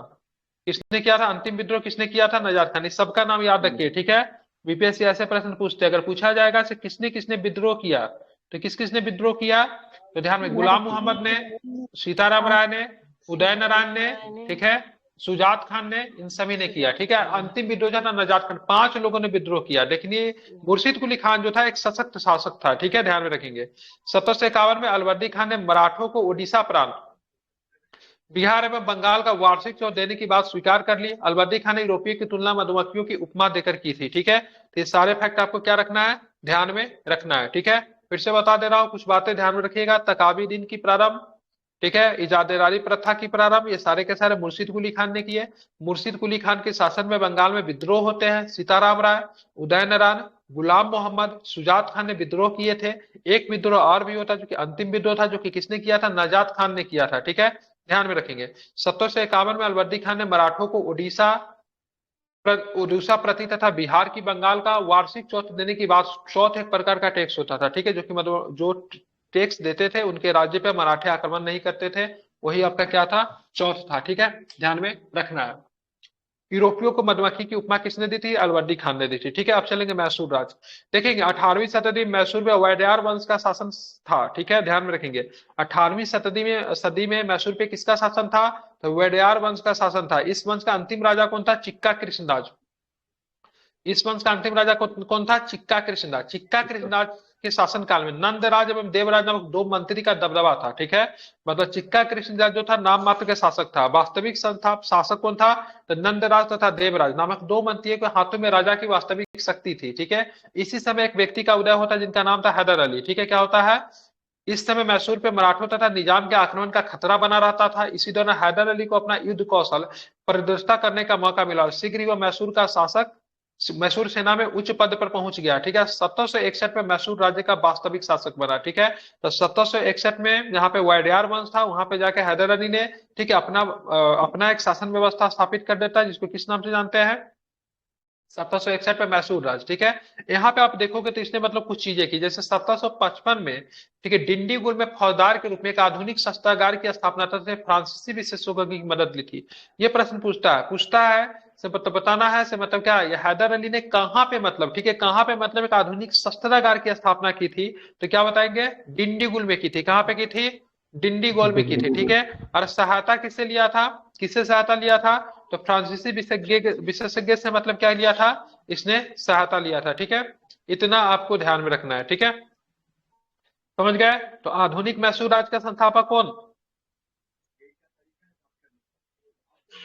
था, आधुनिक मैसूर राज का संस्थापक, ठीक है, क्या हो जाएगा, हैदर अली। ठीक है, हैदर अली ने किसे सत्ता से हटा दिया। ठीक है, क्या नाम था, अंतिम वायडेयार शासक कौन हो जाएगा यहाँ पे, चिक्का कृष्णदास। ठीक है, इसका नाम याद रखिएगा, आगे चल के फिर आएगा 1799 में। ठीक है, चिक्का क्या नाम था, चिक्का कृष्णदास। ठीक है, ध्यान में रखेंगे। ठीक है, किस वंश का शासक था, वायडेयार वंश का। ठीक है, कब मतलब यहाँ पे आधुनिक मैसूर राज्य की नींव रखी गई थी, 1761 में। ठीक है, पेशे से क्या था, पेशे से क्या था, तो ये सिपाही थे। ठीक है, हैदर अली क्या थे, सिपाही थे, लेकिन धीरे धीरे फौजदार के पद पे, ऊंचे पद पे पहुंच जाते हैं। ठीक है, अब आते हैं 1761 से लेकर 1767 से लेकर 1769 क्या होता, तो प्रथम आंग्ल मैसूर युद्ध होता है। क्या होता है इस समय, प्रथम आंग्ल मैसूर युद्ध होता है। इस युद्ध में हैदर अली विजयी हो जाता है। ठीक है, पहला युद्ध में कौन विजयी, प्रथम आंग्ल मैसूर युद्ध में कौन विजयी होता है, 4 होते हैं, उसमें से पहला में विजयी कौन होता है, हैदर अली क्या होता है, विजयी होता है। ठीक है, और यहाँ पे अंग्रेजों का हैदर अली की शर्तों पे मद्रास की संधि करने, हस्ताक्षर करने पड़े। ठीक है, और इस समय बंगाल का गवर्नर कौन था, इस समय बंगाल का गवर्नर का लॉर्ड बेरेलस था। ठीक है, ध्यान में रखेंगे, ध्यान में रखेंगे। इस समय बंगाल का गवर्नर कौन था, लॉर्ड बेरेलस था। ठीक है, ध्यान में रखेंगे। ठीक है, पूरे कंपनी का नहीं था, केवल बंगाल का था, याद रखिएगा। ठीक है, कंपनी का गवर्नर का पर 1773 के रेगुलेटरी एक्ट में आता था, ये भी आपको ध्यान में रखिए। कंपनी बोलेगा गलत हो जाएगा, बंगाल सही है। ठीक है, ध्यान में रखेंगे। ठीक है, तो यहाँ पे आपको क्या है, तो पहला वाला जो आपका आंग्ल मैसूर युद्ध होता है 1767 से लेकर 1769 में, इसमें हैदर अली विजयी होता है। ठीक है, इसका कोई परिणाम तो नहीं निकलता है, क्योंकि जीते हुए क्षेत्र एक दूसरे को पराजित वापस कर देते हैं। लेकिन यहाँ पे आप देखोगे ऐसे अंग्रेज जो थे एकदम नहीं बोलते, जीत में एकदम जीत के एकदम जश्न में रहना, क्योंकि इससे पहले उसने प्लासी जीता था, प्लासी के बाद उसने बक्सर जीता था। ठीक है, लेकिन जब इस युद्ध में जब पराजित होते हैं तब उनको अपना होश ठिकाना पे आता है और कहते हैं यह अंग्रेजों के लिए बहुत ही बड़ी शर्मनाक हार थी। ठीक है, क्योंकि जब इतने प्रदेश को जीतने के बाद भी मतलब एक क्षत्रिय शासक मतलब हार जाना एक बहुत बड़ा सम्मान का चोट था। ठीक है, ध्यान, इसका बदला अंग्रेज तीसरे वाले में लेंगे। ठीक है, दूसरा वाला में तो नहीं, तीसरे वाले में लेंगे। ये युद्ध में कुछ ज्यादा फायदा तो नहीं हुआ, लेकिन मूल रूप से ये हैदर की जीत थी। ठीक है, दूसरा वाला होगा 80 से लेकर 84 तक। ठीक है, दूसरा वाला होगा 80 से लेकर 84 तक। इसमें सबसे महत्वपूर्ण घटना क्या होगी, हैदर की मृत्यु हो जाती है। किसकी मृत्यु हो जाती है, हैदर की मृत्यु हो जाती है। ठीक है, सर आयरकुट इसमें निकल कर आते हैं, बहुत ही बेहतरीन सेना नायक। ठीक है, पोटोनवा की लड़ाई होती है, 1781 में हैदर अली को हराता है और हैदर अली की मृत्यु 1782 में हो जाती है। ठीक है, ये सर आयरकुट जो थे बहुत सारी लड़ाई लड़े लेकिन हारते नहीं थे। ठीक है, जब ब्रिटिश सब जगह जब क्या होता है कुछ नहीं कर पाता, उसके बाद सर आयरकुट को या फिर हेक्टर मुंडो जैसे अधिकारी को भेजता था लड़ने के लिए। ठीक है, तब पोटोनवा की लड़ाई कब हुई थी? सिंपल शब्द बताइए, पोटोनवा की लड़ाई कब हुई थी? 1781 से कैसे? बिल्कुल, पोटोनवा की लड़ाई कब हुई थी? 1781 में हुई थी। ध्यान में रखेंगे। इसी युद्ध में मतलब क्या होता है? तो इसी युद्ध में मतलब क्या हो जाता है? तो ध्यान में रखिएगा क्या होता है। हाँ, हैदर अली इसमें पराजित हो जाता है। ठीक है, उसके बाद 1782 से लेकर 1784 तक 2 वर्ष तक तो हैदर लीड कर रहा था। द्वितीय एंग्लो मैसूर युद्ध का 82 से 84 तक कौन युद्ध करे, मतलब कौन लड़ेगा? ठीक है, ध्यान, टीपू लड़ेगा। ठीक है, ध्यान रखिए, क्योंकि टीपू शासक बन जाता है, हैदर का पुत्र। और इस युद्ध में संधि होती है कौन सी? मैंगलोर की संधि होती है। कौन सी संधि होती है? मैंगलोर के। पहले वाले में कौन सी पहले वाले में कौन सी संधि होगी? मद्रास की संधि। दूसरे वाले में क्या होगी? मैंगलोर की संधि होगी। मैंगलोर की संधि कब हुई? तो 1784 में मैंगलोर की संधि होती है। अब पहले वाला में बंगाल का गवर्नर की बात करें, कौन था? ध्यान में कौन था? ध्यान रखिएगा, तो वेरलेस था। इस समय मतलब कंपनी का गवर्नर कौन हो जाएगा? तो वार्न हेस्टिंग्स हो जाएंगे। कौन सा? हेस्टिंग्स। ठीक है, तीसरा संधि की बात करेंगे 90 से लेकर 92 तक हो, सॉरी, तीसरा लड़ाई की बात करें 90 से लेकर 92 तक होगा। श्रीरंगपट्टन की 37 से 1792 का युद्ध मतलब क्या होता है? माइक बंद कर लीजिए, प्रारंभ समाप्त होता है। टीपू को अपना आधा राज्य देना पड़ता है। क्या है माइक ऑन किए हुए? ठीक है, टीपू को अपना क्या देना पड़ता? आधा राज्य देना पड़ता। भारी जुर्माना टीपू के ऊपर लगाया जाता है। बंधक के रूप में अपने दोनों बेटों को भी मतलब क्या करना पड़ता? सौंपना पड़ता। ठीक है, इस समय बंगाल का शासक जो था कर्नवालिस था। अब दिक्कत क्या था? हैदर जो था, वह कहते हैं ना, हैदर जो था एक बहुत बढ़िया, ठीक है, एक बहुत सेना नायक के अलावा एक बहुत बढ़िया नेता भी था। ठीक है, जबकि टीपू जो था बहुत अच्छा सेना नायक था लेकिन एक बहुत अच्छा नेता नहीं था। ठीक है, दोनों युद्ध में मतलब क्या किए थे? द्वितीय प्रथम युद्ध दोनों में मतलब हैदर ने बहुत चालाकी से मराठे को, ठीक है, या तो मराठे को बोला था तुम ब्रिटिश को सपोर्ट नहीं करोगे, या फिर बात करेंगे कि मराठा था एक इधर क्या निजाम, दोनों को मतलब अपने फेवर में कर लिया था, या फिर बोला था तुम आक्रमण नहीं करोगे। ठीक है, तो इससे मतलब फायदा क्या हुआ? इससे फायदा ये हुआ, तो मतलब प्रथम अंगल द्वितीय अंगल, प्रथम में तो बिल्कुल वो लोग अलग ही रहे। ठीक है, इसके सपोर्ट में रहे, क्या नाम है इसका? हैदर के सपोर्ट में रहे मराठा और निजाम। द्वितीय वाला में मतलब सपोर्ट में भी आया तो पूरी ताकत से नहीं लड़ पाया। ठीक है, मराठा और निजाम। इसलिए मतलब देखेंगे दोनों में फायदा किसे मिला? तो दोनों में फायदा किसे मिलता है? टीपू को, हैदर मतलब मैसूर राज्य को मिलता है। लेकिन तीसरा वाले युद्ध में टीपू जो था, ठीक है, निजाम और मराठा को अपने फेवर में नहीं कर सके। ठीक है, और निजाम और मराठा को कौन अपने फेवर में कर लेता है? तीसरा वाला में कौन कर लेता है? अंग्रेज कर लेते। अंग्रेज फेवर में कर लेता है। ठीक है, लेकिन निजाम और मराठा को हराने में, ठीक, निजाम और मराठा अंग्रेज को जिताने में पूरी भसक्कत कोशिश करते हैं, सब कुछ करते हैं, लेकिन इसका फायदा फिर भी मतलब उनको कुछ नहीं मिलता। इसीलिए कार्नवालिस के स्टेटमेंट क्या कहता है? मैंने क्या बोलता है दोस्त इसके संदर्भ में? हाँ, मैंने अपने दोस्त को बिना लाभ पहुंचाए ही मतलब कि अपने दुश्मन को मतलब पंगु बना दिया। ठीक है, मतलब मैंने अपने दुश्मन को पूरी तरीके से कमजोर कर दिया, लेकिन अपने जो मित्र जो था उसको भी बहुत अधिक मजबूत नहीं होने दिया। मतलब तृतीय कर्नाटक युद्ध में आप देखोगे, तृतीय कर्नाटक युद्ध में आप देखोगे से मतलब क्या होता है? तो मराठा और निजाम जो थे ब्रिटिश को सपोर्ट तो करते, लेकिन उनको छोरा छोरा ही क्षेत्र मिलता, कुछ ज्यादा कुछ नहीं मिलता। लेकिन मैसूर पूरा समाप्त हो जाता है एक तरह से देखे जाएंगे, क्योंकि टीपू को आधा राज्य भी खोना पड़ता। उसके जल सेना को रखने पे रोक लगा दी जाती, नेवी को रखने पे, सेना को कम कर दिया जाता है, भारी युद्ध हर्जाना देना पड़ता है। उनके दोनों बेटों को बंधक बना लिया जाता है 2 करोड़ रुपए के बदले। 2 करोड़ रुपया दोगे तो तुम्हारे बेटों को छोड़े जाएंगे। ठीक है, उसके चतुर्थ आंगल मैसूर युद्ध होगा। बंगाल का गवर्नर जनरल से वेलेजली था। ठीक है, और टीपू सुल्तान की इसमें 1799 में मृत्यु हो जाती है। और इसी की तरह से श्रीरंगपट्टनम का किला में टीपू सुल्तान की मृत्यु होती है। यहाँ पे मैसूर राज्य जो था समाप्त हो जाएगा। जब मैसूर राज्य समाप्त हो जाएगा तो हैदर ने मैसूर राज्य किस राज्यों को समाप्त करके शुरू किया था? वाडियार को ना। फिर से वाडियार डायनेस्टी का भी वंश यहाँ पे क्या हो जाएगा? शुरू हो जाएगा। ठीक है, 1799 में, ठीक है, इसके साथ, ठीक है, सहायक संधि की जाएगी। किसके साथ? मैसूर के साथ सहायक संधि की जाएगी। ठीक है, और मैसूर को मतलब क्या मिला लिया जाएगा? किसमें मिला लिया जाएगा? ठीक है, तो ब्रिटिश साम्राज्य में मिला लिया जाएगा। ठीक है, तो पहले वाला मैसूर का युद्ध कब से कब तक हुआ था, किस संधि से समाप्त हुआ, ये बता दीजिए।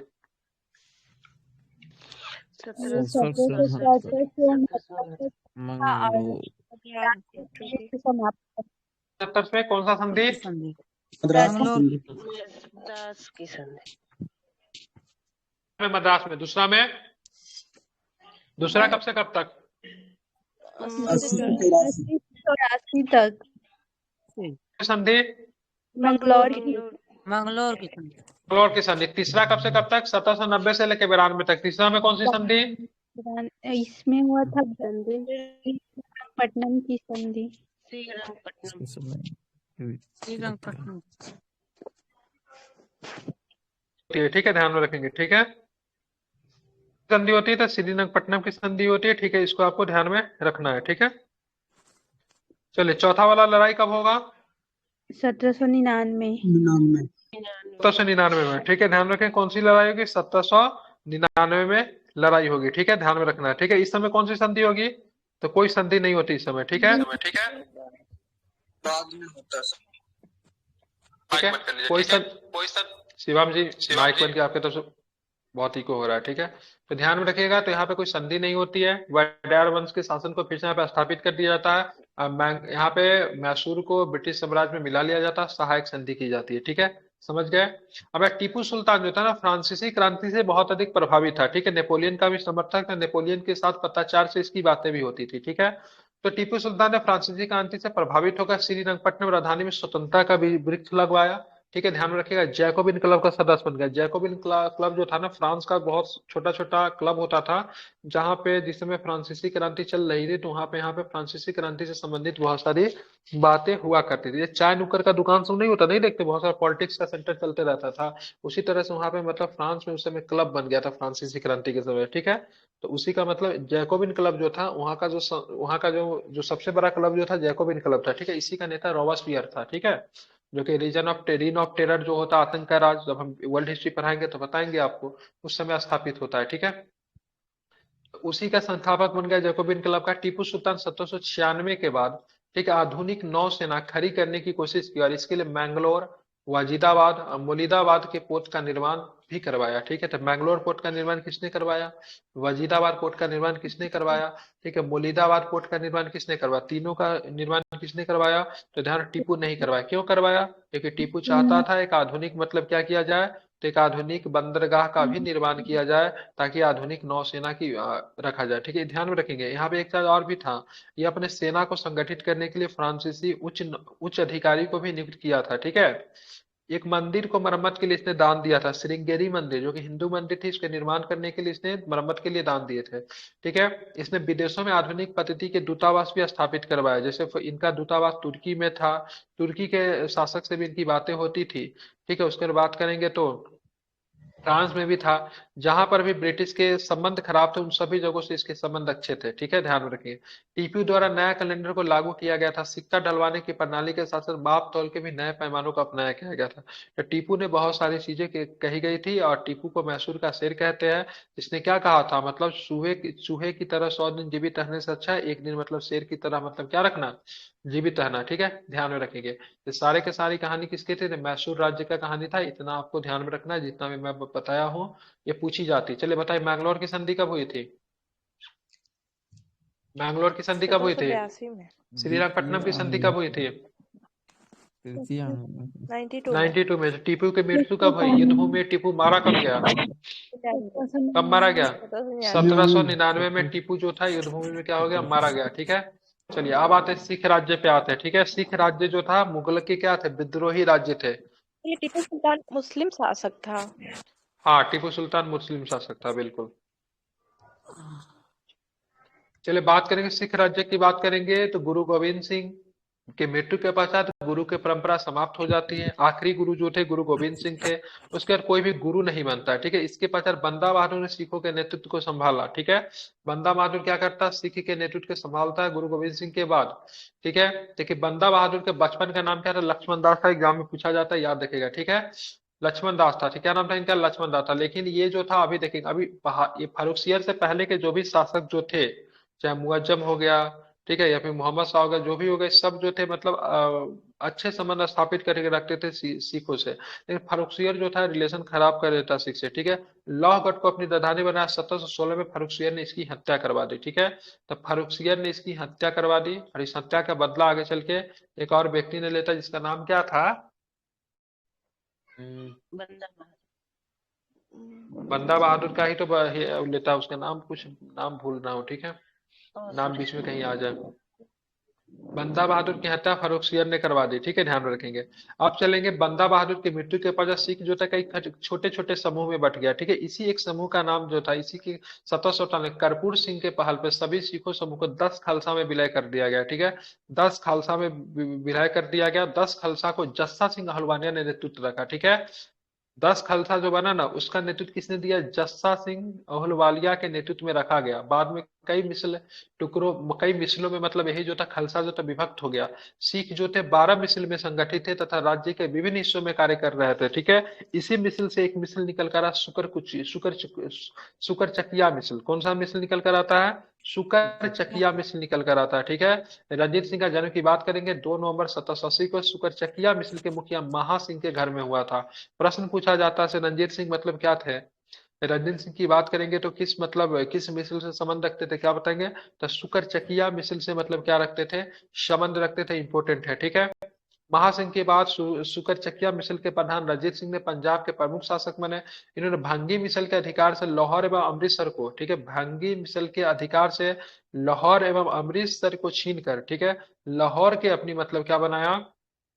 राजधानी बनाया, ठीक है। तो लाहौर और अमृतसर को जीत लिया, ठीक है। और इसने लाहौर को मतलब क्या किया? अपनी राजधानी मतलब बनाया, ठीक है। और अमृतसर को धार्मिक राजधानी बनाया। तो इसके 2 राजधानी थे। एक राजधानी की बात करेंगे तो एक राजधानी क्या हो जाएगा?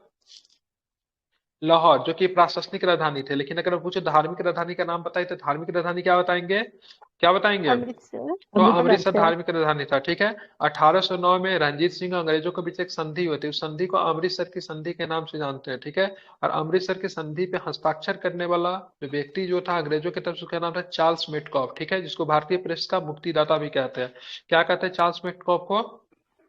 भारत प्रेस की भारतीय मुक्ति प्रेस का मुक्तिदाता कहता का है, ठीक है। मुक्ति इनके दाता। बीच हुई, ठीक है। इनके अनुसार, ठीक है, किस नदी को दोनों राज्यों का सीमा माना गया, ठीक है। तो सतलज नदी को दोनों राज्यों का सीमा मान लिया गया, ठीक है, ध्यान में रखेंगे। और यहाँ पे देखेंगे रणजीत सिंह ने सुप्रसिद्ध कोहिनूर हीरा किससे प्राप्त किया था? अहमद शाह अब्दाली का पुत्र हुआ करता था शाह शुजा, जो कि अफगानिस्तान का शासक था। लेकिन शाह शुजा की एक बार मदद की थी, ठीक है। तो इसी के संदर्भ में रणजीत सिंह को मतलब क्या मिल जाता है? तो सुप्रसिद्ध कोहिनूर हीरा मिल जाता है। अगर पूछा जाएगा शाह शुजा कौन था? तो अहमद शाह अब्दाली का पौत्र था, पोता था, ठीक है, ध्यान में रखेंगे। वही जो कि भारत पे आक्रमण किया था। और इसने कौन से मराठों के साथ 1761 में पानीपत के तृतीय युद्ध लड़ाई लड़ी थी, ठीक है। उसी का पोता का नाम था क्या? शाह शुजा, ठीक है। उसी से मतलब सुप्रसिद्ध कोहिनूर हीरा मतलब सॉरी राजा रंजीत सिंह को मिला था। रंजीत सिंह के बाद उसका अयोग्य पुत्र खड़क सिंह गद्दी पर बैठा, ध्यान में रखेंगे। अब जैसे ही गद्दी पे बैठा तो क्या होता है? यहीं से आपका, ठीक है, आपको क्या होगा? तो यहाँ पे सिख युद्ध मतलब प्रारंभ हो जाएगा, आंगल सिख युद्ध। आंगल जहां पर भी लगा रहेगा तो समझिएगा ब्रिटिश का इन्वॉल्व जरूर होगा, ठीक है। प्रथम आंगल सिख युद्ध 45 से लेकर 46 तक चलेगा, ठीक है। प्रथम आंगल सिख युद्ध के समय, हाँ, राजा रंजीत सिंह एक ही आंख से देख पाते थे, ठीक है, एक ही आंख से देख पाते थे। इसीलिए उन्होंने कहा भी था मुझे भगवान ने मेरा एक आंख इसलिए ले लिया कि मैं पूरे दुनिया में सारे प्रजा को, चाहे किसी भी धर्म, किसी भी जाति को, उनको सभी को समान नजरों से देख सकूं, ठीक है। प्रथम आंग्ल सिख युद्ध की बात करेंगे 45 से लेकर 46 तक चला। प्रथम आंग्ल सिख युद्ध के समय भारत का गवर्नर जो था लॉर्ड हार्डिंग, तो अंग्रेजी सेना का प्रमुख जो था गव था। क्या नाम था? गव था, ठीक है। जनरल गव कहते थे, लॉर्ड गव के नाम से बोलते हैं, ठीक है। इंपोर्टेंट है ये नाम याद रखिएगा, इंपोर्टेंट है, ठीक है। और इस समय प्रथम आंग्ल सिख युद्ध के समय 1845 से लेकर 46 के विषय चला। यहाँ पर कौन था? अंग्रेज गवर्नर कौन था? तो लॉर्ड हार्डिंग था, ठीक है। सिख एवं अंग्रेज के बीच में 5 लड़ाइयाँ हुई, ठीक है। सिख एवं अंग्रेजों के बीच में कितनी लड़ाइयाँ हुई? तो 5 लड़ाई हुई, जिनमें जिनमें से शबराओं की लड़ाई निर्णायक युद्ध थी। कितने लड़ाई लड़े सिख और अंग्रेज ने? कितने लड़ाई लड़े? 5। टोटल 5 लड़ाई लड़े, जिसमें आखिरी लड़ाई जो थी शबराओं की लड़ाई जो थी, आखिरी लड़ाई और निर्णायक लड़ाई थी। लाहौर की संधि कब होती? लाहौर की संधि 1846 में। हाँ, अमृतसर की संधि 1809 में, ठीक है। एक होता भैरोवाला की संधि। भैरोवाल की संधि दिसंबर 1946 में दलीप सिंह को महाराजा स्वीकार किया गया था तथा पंजाब राज्य में एक ब्रिटिश रेजिमेंट तथा ब्रिटिश सेना को तैनात कर दिया गया था। साथ ही सतलुज के दक्षिण के सारे क्षेत्र अंग्रेज को मिल गए थे। सतलुज का उधर का क्षेत्र जो अमृतसर की संधि में सिख के पास रहेंगे, ठीक है। सतलज के इधर का क्षेत्र जो था ब्रिटिश के पास रहेंगे। उस संधि के बाद, ये संधि जो होती है 1846 में जो संधि होती है, उसके बाद सारे क्षेत्र, लगभग क्षेत्र जो थे अंग्रेजों को मिल गए थे, ठीक है। 1846 के संधि का इंपोर्टेंट यही है, तो इस समय महाराजा दलीप सिंह जो थे उनको मतलब क्या, महाराजा को स्वीकार कर लिया गया था, ठीक है, ध्यान रखेंगे। तो भैरववाल की संधि कब हुई? 1746 में, ठीक है। कौन सा 1746 में? दिसंबर 1746 में, ठीक है। और लाहौर की संधि कब हुई? तो ये भी 1746, सॉरी 1846 में होती है दोनों संधि। हाँ 1846 में होती है। लाहौर की संधि मार्च 1846 में। ठीक है। भैरववाल की संधि दिसंबर 1846 में होती है। ठीक है, ध्यान में रखेंगे। इसके बाद होगा यहाँ पे दो संधि हो गई। ठीक है, ये 45 से 46 में चला प्रथम अंगल सिख युद्ध। यहाँ पे दो दो संधि होती है। कौन कौन संधि? लाहौर की संधि 46 में, मार्च 46 में। अब और भैरववाल की भैरववाल की संधि जो होती है दिसंबर 46 में। ठीक है, अब चलते हैं दूसरा। अरे कहाँ, कौन बात कर रहा है? बंद कीजिए माइक। दूसरा चलेंगे, दूसरा आंगल सिक्योर चलेंगे जो कि 48 से लेकर 49 तक चला। ठीक है, इसके किसके शासनकाल में? डलहौजी। ठीक है, लॉर्ड डलहौजी के शासनकाल में चार्ल्स नेपियर के नेतृत्व में फरवरी और 1849 में अंतिम रूप से सिख सेना को परास्त किया गया। ठीक है, 1849 में पंजाब का अंग्रेजी राज्य में विलय कर दिया। अगर पूछा जाएगा पंजाब को अंग्रेजी राज्य में विलय कब किया गया, तो ध्यान में रखना 1849 में किया गया। और इस समय बात करेंगे कौन गवर्नर, वायसराय कौन थे, तो ध्यान में रखिए डलहौजी साहब जो थे वायसराय थे। ठीक है, और बात की किसके नेतृत्व में, किसके नेतृत्व में? ठीक है, सिख राज्य का अंग्रेजी राज्य में विलय हुआ था। डलहौजी मत मारिएगा, चार्ल्स नेपियर हो जाएगा। क्या हो जाएगा? चार्ल्स नेपियर हो जाएगा। पूछेगा अंतिम शासक कौन था सिख साम्राज्य का? दलीप सिंह। ध्यान में रखेंगे क्या है? दलीप सिंह। ठीक है, दलीप सिंह की बात करेंगे, अंतिम शासक थे। ठीक है, दलीप सिंह की बात करेंगे, सिख साम्राज्य का क्या थे? अंतिम शासक थे। ठीक है, ध्यान में रखेंगे। मूलराज का विद्रोह द्वितीय आंग्ल सिख युद्ध से संबंधित है। मूलराज का विद्रोह, ठीक है, द्वितीय आंग्ल सिख से संबंधित है। ये भी आपको ध्यान में रखना है। ठीक है, तो यहाँ पे सारी चीजें क्लियर हुई। ये दलीप सिंह जो थे अंतिम शासक थे। ठीक है, ये यंग भी थे काफी, बहुत कम एज था इनको, मतलब सिख साम्राज्य से हटा दिया जाता है, सिख साम्राज्य को ब्रिटिश साम्राज्य मिला लिया, इनको लंदन भेज दिया जाता है पढ़ने के लिए। ठीक है, ये लंदन पढ़ने के लिए जाते हैं, महारानी विक्टोरिया के पास, मतलब काफी समय ये बिताते हैं, ध्यान में रखेंगे। और वो उनका सारा जीवन जो था वहीं पे बीत जाता है। कहते हैं ईसाई धर्म को भी इन्होंने बाद में कन्वर्ट हो गए थे, स्वीकार कर लिया था, वहीं पे विवाह कर लेते हैं। ठीक है, कभी भी उसके बाद भारत कभी भी वापस भी लौट कर नहीं आते थे, पर पंजाब राज्य कैसा नहीं देखने तो थोड़ा जाए, कभी भी नहीं आते। ठीक है, और वहां से फिर पेरिस में इनकी एक होटल में इनकी मृत्यु हो जाती है। ठीक है, पेरिस में लवारिस की स्थिति में एक होटल में मृत पाए जाते हैं आगे चल के। ठीक है, काफी बहुत समय बाद। ठीक है, भारत कभी वापस नहीं आते, सिख साम्राज्य का कहानी समाप्त हो जाता है। यार ये वहीं पे विवाह वगैरह कर लेते, इनका परिवार वंशज वगैरह अभी भी वहीं पे है। ठीक है, आप चलते हैं मराठा। मुगल साम्राज्य के पतन के क्रम में नव स्थापित होने वाले राज्यों में मराठा राज्य जो था सर्वाधिक शक्तिशाली था। मुगल साम्राज्य का जब पतन जब हुआ तो कहते थे मुगल साम्राज्य का स्थान जो था मराठा ले लेगा, क्योंकि बहुत अधिक शक्तिशाली थे। कहते हैं मराठों ने अटक से लेकर कटक तक मतलब अपने सत्ता को स्थापित तो किया, मतलब अपना शासन को तो बढ़ा दिया, लेकिन कभी भी भारत के वास्तविक सम्राट नहीं बन पाए। ठीक है, ध्यान में रखेंगे। तो एक और भी एक संदर्भ कहा जाता है, 1761 में जो पानीपत का जो तृतीय युद्ध था, उसने मतलब ये तय नहीं किया कि भारत का शासक कौन बनेगा। मतलब 1761 के पानीपत के युद्ध, पानीपत के तृतीय युद्ध ये तय हो गया सब भारत का शासक कौन नहीं बनेगा, क्योंकि मराठों की पराजय पराजय जो थी सबसे बड़ा रीजन था, और ये फिक्स कर दिया कि मराठा जो थे भारत के शासक कभी भी नहीं बन सकते। ठीक है, अब यहाँ पे देखेंगे और क्या क्या चीज होती है। 1760 में औरंगजेब की मृत्यु के पश्चात, ठीक है, बहादुर शाह ने शिवाजी के, वही मुअज्जम बहादुर शाह प्रथम 1707 से लेके कब तक शासक होते हैं ये? 1707 से लेके कब तक शासक होते हैं ये? 12। 12 तक ये शासक होते हैं। ठीक है, ध्यान में रखिएगा। तो यहाँ पे ध्यान में रखना शिवाजी का पोता, जिनको साहू को मुगल कैसे आजाद कर दिया, साहू के मुक्त होने के पश्चात उसका राजा राम की विधवा ताराबाई अल्पसंख्यक पुत्र शिवाजी द्वितीय की सत्ता की दावेदारी को लेकर सत्ता संघर्ष हुआ, और यहाँ पे खेरा में लड़ाई होती है, साहू विजयी होती है। इसके पश्चात 1708 में साहू ने सतारा में अपना राज्य अभिषेक करवाया। ठीक है, इसमें साथ कौन देते हैं? साहू का साथ कौन देते हैं? तो बालाजी विश्वनाथ। क्या नाम था? बालाजी विश्वनाथ। कौन साथ देते हैं? बालाजी विश्वनाथ। आपने फिल्म देखा है ना बाजीराव मस्तानी, उनके पिताजी, इस फिल्म में जो रणवीर सिंह ने जिसका रोल किया है, उनके पिताजी का नाम था बालाजी विश्वनाथ। ठीक है, तो यहाँ पे मराठा शासक जो थे साहू जो थे, साहू को सपोर्ट करते हैं। ठीक है, एक्चुअली में बालाजी विश्वनाथ को भेजा गया था से जाके पता करो साहू इतने दिन मुगलों को कैद में रहे, मराठा वाला कुछ बचा हुआ है कि सब कुछ मतलब बदल गया, कहीं मुगल का समर्थक तो नहीं बन गया इतना दिन मुगल के कैद में रहने के बाद। और साहू मिलने जाता है, अरे बोलता है नहीं नहीं नहीं यार, ये तो हम लोग से भी ज्यादा मतलब देशभक्त है। ठीक है, तो बाद में जाके क्या होता है, बालाजी विश्वनाथ सपोर्ट करते हैं, और यहाँ पे गद्दी से हटाने में कामयाबी मिल जाती है। किनको? क्या नाम था इनका, राजा राम की विधवा जो थे ताराबाई जो थी, उनका शिवाजी द्वितीय जो था अल्पवयस्क पुत्र जो था, एक पुत्र का पहले ही मृत्यु हो चुका था। ठीक है, दूसरा पुत्र जो था शिवाजी द्वितीय, वो उसको सत्ता की दावेदारी को लेकर सत्ता संघर्ष कर रही थी, पराजित होते खेरा में लड़ाई होती है 1707 के खेरा के युद्ध में।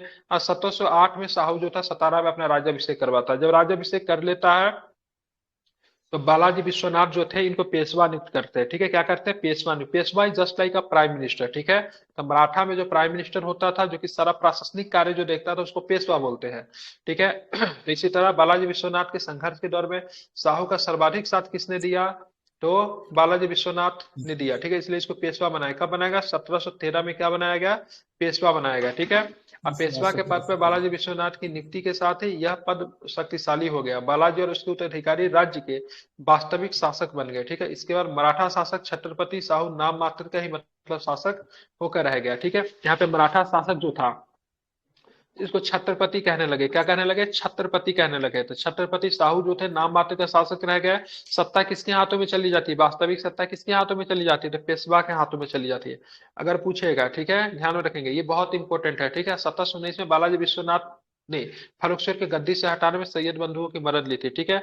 सैयद बंधु को मदद से, ठीक है, ध्यान रखेंगे, बालाजी विश्वनाथ ने फर्रुखसियर को मतलब गद्दी से हटाया था, ठीक है।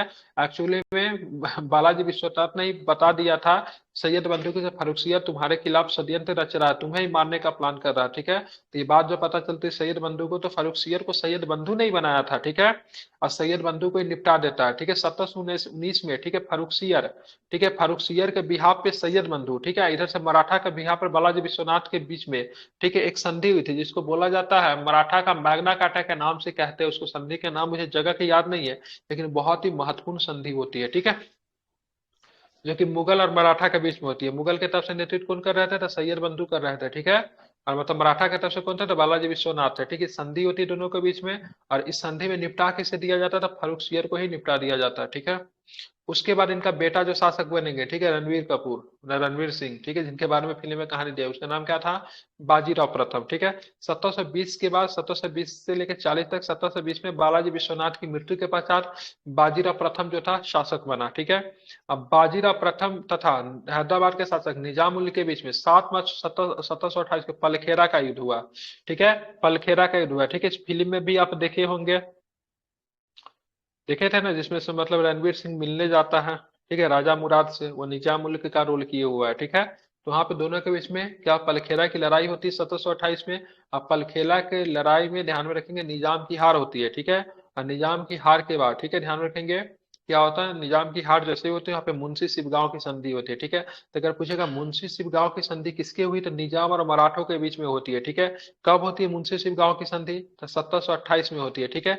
पलखेरा का लड़ाई किसके हुआ था? बाजीराव प्रथम, ठीक है, बाजीराव प्रथम और हैदराबाद कि निजाम निजाम उल मुल्क के बीच में ये मतलब लड़ाई होती है। और पलखेरा के युद्ध के बाद संधि होती है, तो मुंशी सिपगांव की संधि होती है, ठीक है, ध्यान रखेंगे।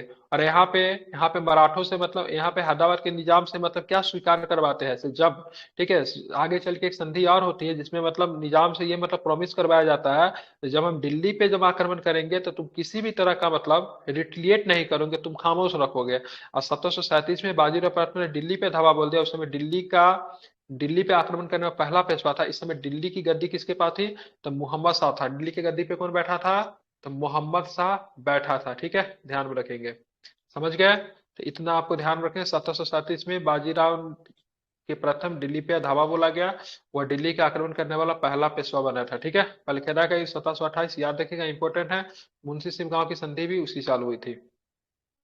अब आते हैं तीसरा पेशवा के बारे में बात करेंगे, ठीक है। पेशवा का नाम था बालाजी बाजीराव। अब यहाँ पे 1740 में बाजीराव प्रथम की मृत्यु के पश्चात उसका पुत्र बालाजी बाजीराव पेशवा बना।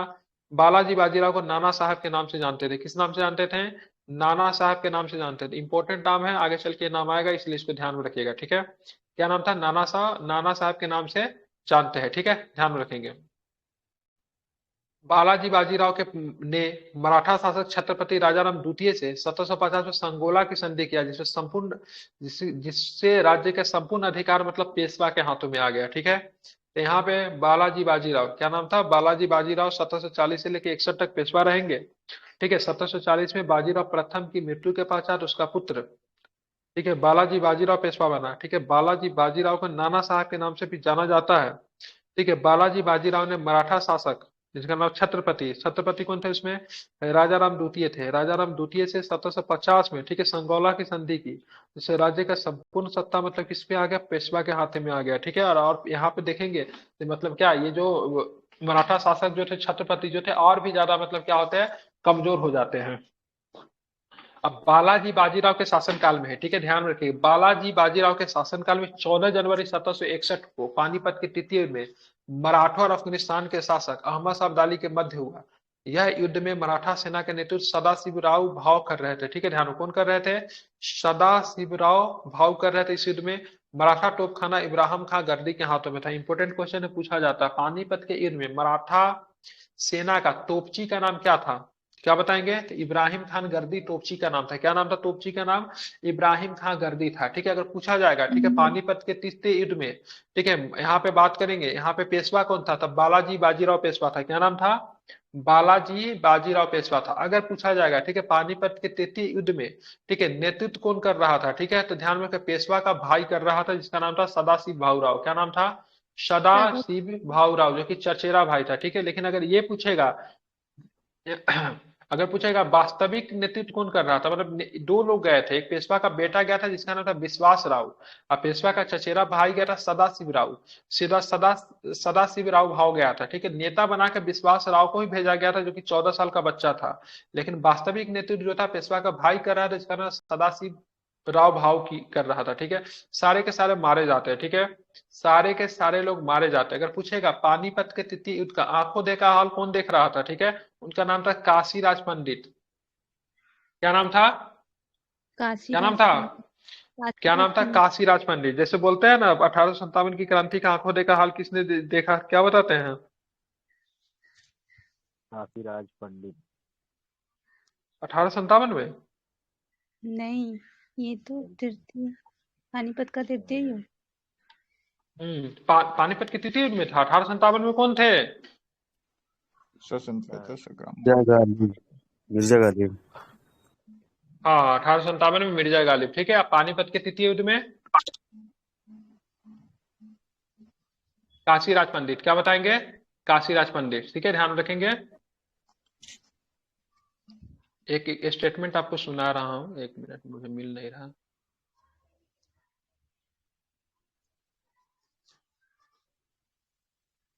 देखता हूं, मिलता है तो बता देता हूँ, याद रहेगा ऐसे।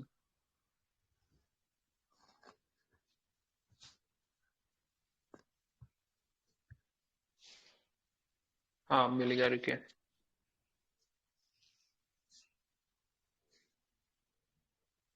देखिए, काशीराज पंडित जो थे ना, ठीक है, काशीराज पंडित जो थे, तो युद्ध की जानकारी किसे देंगे? तो पेशवा को देंगे, जो कि उस समय के पेशवा कौन थे? राजा राम द्वितीय थे, ठीक है। क्या नाम था? ठीक है, ध्यान रखेंगे। सॉरी, बालाजी बाजीराव जो थे, बालाजी बाजीराव जो थे पेशवा थे, उनको मतलब कोड भाषा में मतलब क्या करते हैं, यहाँ पे उनको बताया जाता है, मतलब क्या सारी चीजें मतलब होती है। बोलते से बात करेंगे, दो मतलब मोती खो गए, ठीक है, दो मोती खो गए, 27 मुहरे गायब हो गई, ठीक है। 1.25 लाख से अधिक मतलब ऐसे ही मतलब 1.25 लाख अधिक से मतलब जो थे वो छोटे मोटे मतलब कॉइन्स वगैरह सिक्का वगैरह था, वो मतलब गायब। दो मोती कहने का मतलब था सिर्फ दो जो लोग जो थे, जो कि सबसे अधिक महत्वपूर्ण थे मराठों के लिए, विश्वास राव और सदाशिव राव भाव, वो दोनों के दोनों गायब हो गए, ठीक है। 27 मराठा सरदार थे, वो भी मारे जाते हैं, और 1.25 लाख से अधिक सैनिक का मतलब कुछ था पता नहीं होता, मतलब इतने लोग जो थे मतलब मारे गए इस युद्ध में, ठीक है, ध्यान रखेंगे। तो ये युद्ध जो था अपने आप बहुत ज्यादा महत्वपूर्ण युद्ध था। इसके अगर मराठा शक्ति पूरी तरीके से अगर मानेंगे, पूरी तरीके से ना, लेकिन 90% तो समाप्त हो ही गई। इस युद्ध में इस बात को फिक्स कर दिया गया, मराठा भारत के वास्तविक उत्तराधिकारी अब नहीं है। कहते हैं ना, मराठा कहते हैं, एक संदर्भ कहते हैं, तो भारत का शासक कौन बनेगा, ये युद्ध में ये बातें तो नहीं पता चली, लेकिन भारत का शासक कौन नहीं बनेगा यह बातें मतलब पता चली गई, ठीक है। तो इससे पूछा जाता है दो तीन। सबसे पहले लड़ाई कब हुआ? 1761 में हुआ। पानीपत की तारीख थी 14 जनवरी। अफगानिस्तान का नेतृत्व कौन कर रहा था? तो इब्राहिम अहमद शाह अब्दाली कर रहा था। मराठा सेना का नेतृत्व कौन था? सदाशिवराव भाव कर रहे थे, लेकिन एक बच्चा भी आया था, जो कि मतलब सही में नेता वही था, लेकिन नेतृत्व इनके हाथों में था, जिनका नाम था विश्वास राव, ठीक है, ध्यान, विश्वास राव भाव, ठीक है, ध्यान रखेंगे। तोपची कौन था मराठे की तरफ से? इब्राहिम का गर्दी तोपची था, ठीक है, ध्यान रखिएगा। 1761 में जैसे ही बातें पता चलती है, से मराठा बहुत ही बुरी तरीके से पराजित हुए, बेटा भी मारा गया, भाई भी मारा गया, बहुत बड़ी संख्या में मराठे सैनिक मारे जाते हैं। जब ये पता जब चलती है तब बालाजी बाजीराव की मृत्यु उसी साल मतलब हो जाती है, मतलब सदमा को बर्दाश्त नहीं कर पाते, ठीक है। और ऐसे संदर्भ में 1761 में माधवराव पेशवा बना, इसे मराठों की खोई हुई प्रतिष्ठा को पुनः बहाल करने का प्रयास किया। अब माधव राय के समय ही मुगल बादशाह शाह आलम द्वितीय 1772 में अंग्रेजों के संरक्षण से बाहर निकलकर दिल्ली का फिर से शासक बन पाता है, क्योंकि यहाँ पे देखेंगे शाह आलम द्वितीय जो था बक्सर के सॉरी इलाहाबाद के संधि में क्या होता है, अंग्रेजों का पेंशन भोगी बन गया रहा था। कितना पैसा में, बार बार बोलता था, उसका पैसा याद रखिए, कितना पैसा में, 26 लाख, 26 लाख लेके अंग्रेजों का पेंशन भोगी बन गया रहता है, ठीक है। तो इसी के समय में 1772 में फिर से इसको दिल्ली का शासक बनाया जाता है शाह आलम द्वितीय को। ये सारी कहानी हो गई, ठीक है। इतना आपको ध्यान रखिए कि पानीपत का तृतीय युद्ध अपने आप में बहुत ही मैटर करता है। आप कभी पूछेगा पानीपत के युद्ध में, ठीक है, मराठों का हारने का सबसे बड़ा रीजन क्या था, मराठा सेना, ठीक है, कम से कम इससे 8 से 10 गुना बड़ी सेना थी, फिर भी एक सेना से हार कैसे गई अपनी ही भूमि पर। रीजन क्या था, चौथा सरदेशमुखी। चौथ सरदेशमुखी बहुत बड़ा रीजन था। ये तो मतलब मुस्लिम राज्य के ऊपर तो चौथ सरदेशमुखी लगाते थे, हिंदू राज्य के ऊपर में भी चौथ सरदेशमुखी मतलब ये मतलब लगाना मतलब प्रारंभ कर दिया था, जिसकी वजह से हिंदू राजाओं का इनको समर्थन नहीं मिल पाता। ठीक, कुछ ऐसे भी शासक जो आते जो कि मतलब स्थानीय शासक जो थे, जो कि इनको पूरी तरीके से सपोर्ट नहीं करते, ठीक है। बहुत सारे शासक जो थे मराठों से नाराज होकर मतलब हमाद शाह अब्दाली को सपोर्ट करे। शहादत खान, शहादत खान ने किसे सपोर्ट किया था, नहीं नहीं शहादत खान नहीं, शहादत खान नहीं। अवध का शासक शुजाउद्दौला ने किसे सपोर्ट किया था, तो ध्यान में रखिएगा, अवध का शासक शुजाउद्दौला जो था 1765 में, जो आप देखोगे पानीपत के सॉरी बक्सर के युद्ध में 1764 में जो था, वह मतलब अहमद शाह अब्दाली को सपोर्ट किया था, ठीक है। पानीपत के तृतीय युद्ध में किसे सपोर्ट किया था, तो अहमद शाह अब्दाली को सपोर्ट किया था, किसने, शुजाउद्दौला, ठीक है।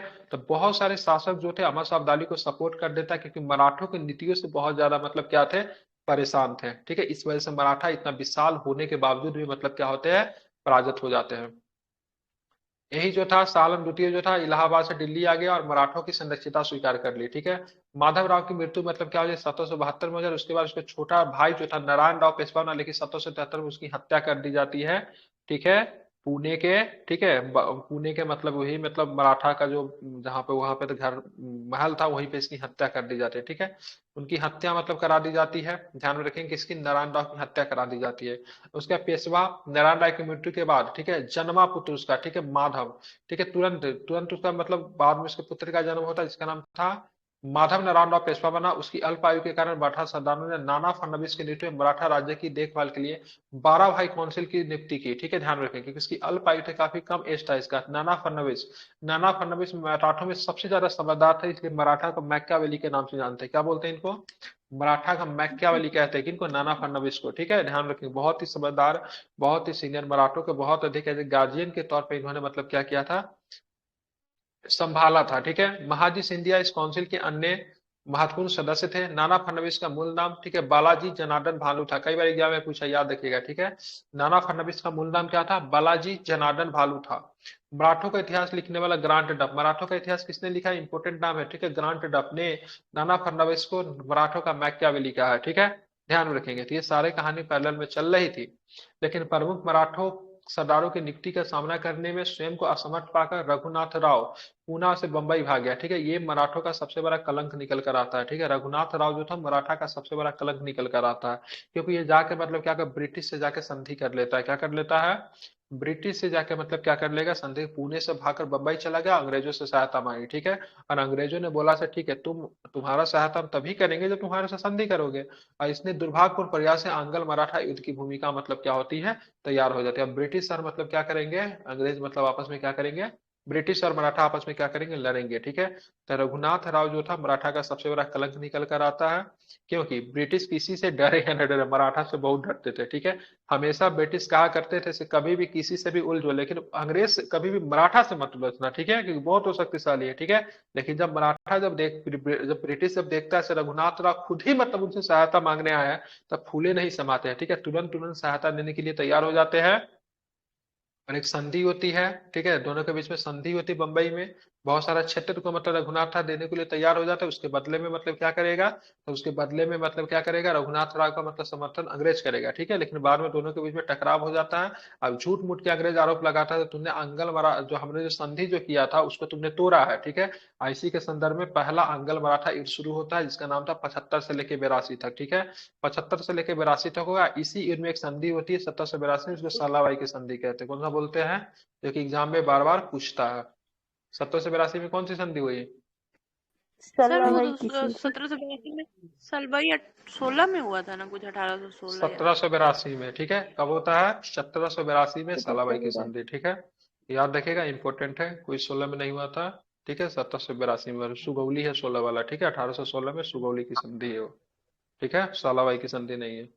वो मराठा और सॉरी वो ब्रिटिश और नेपाल के बीच में होता है, ठीक है।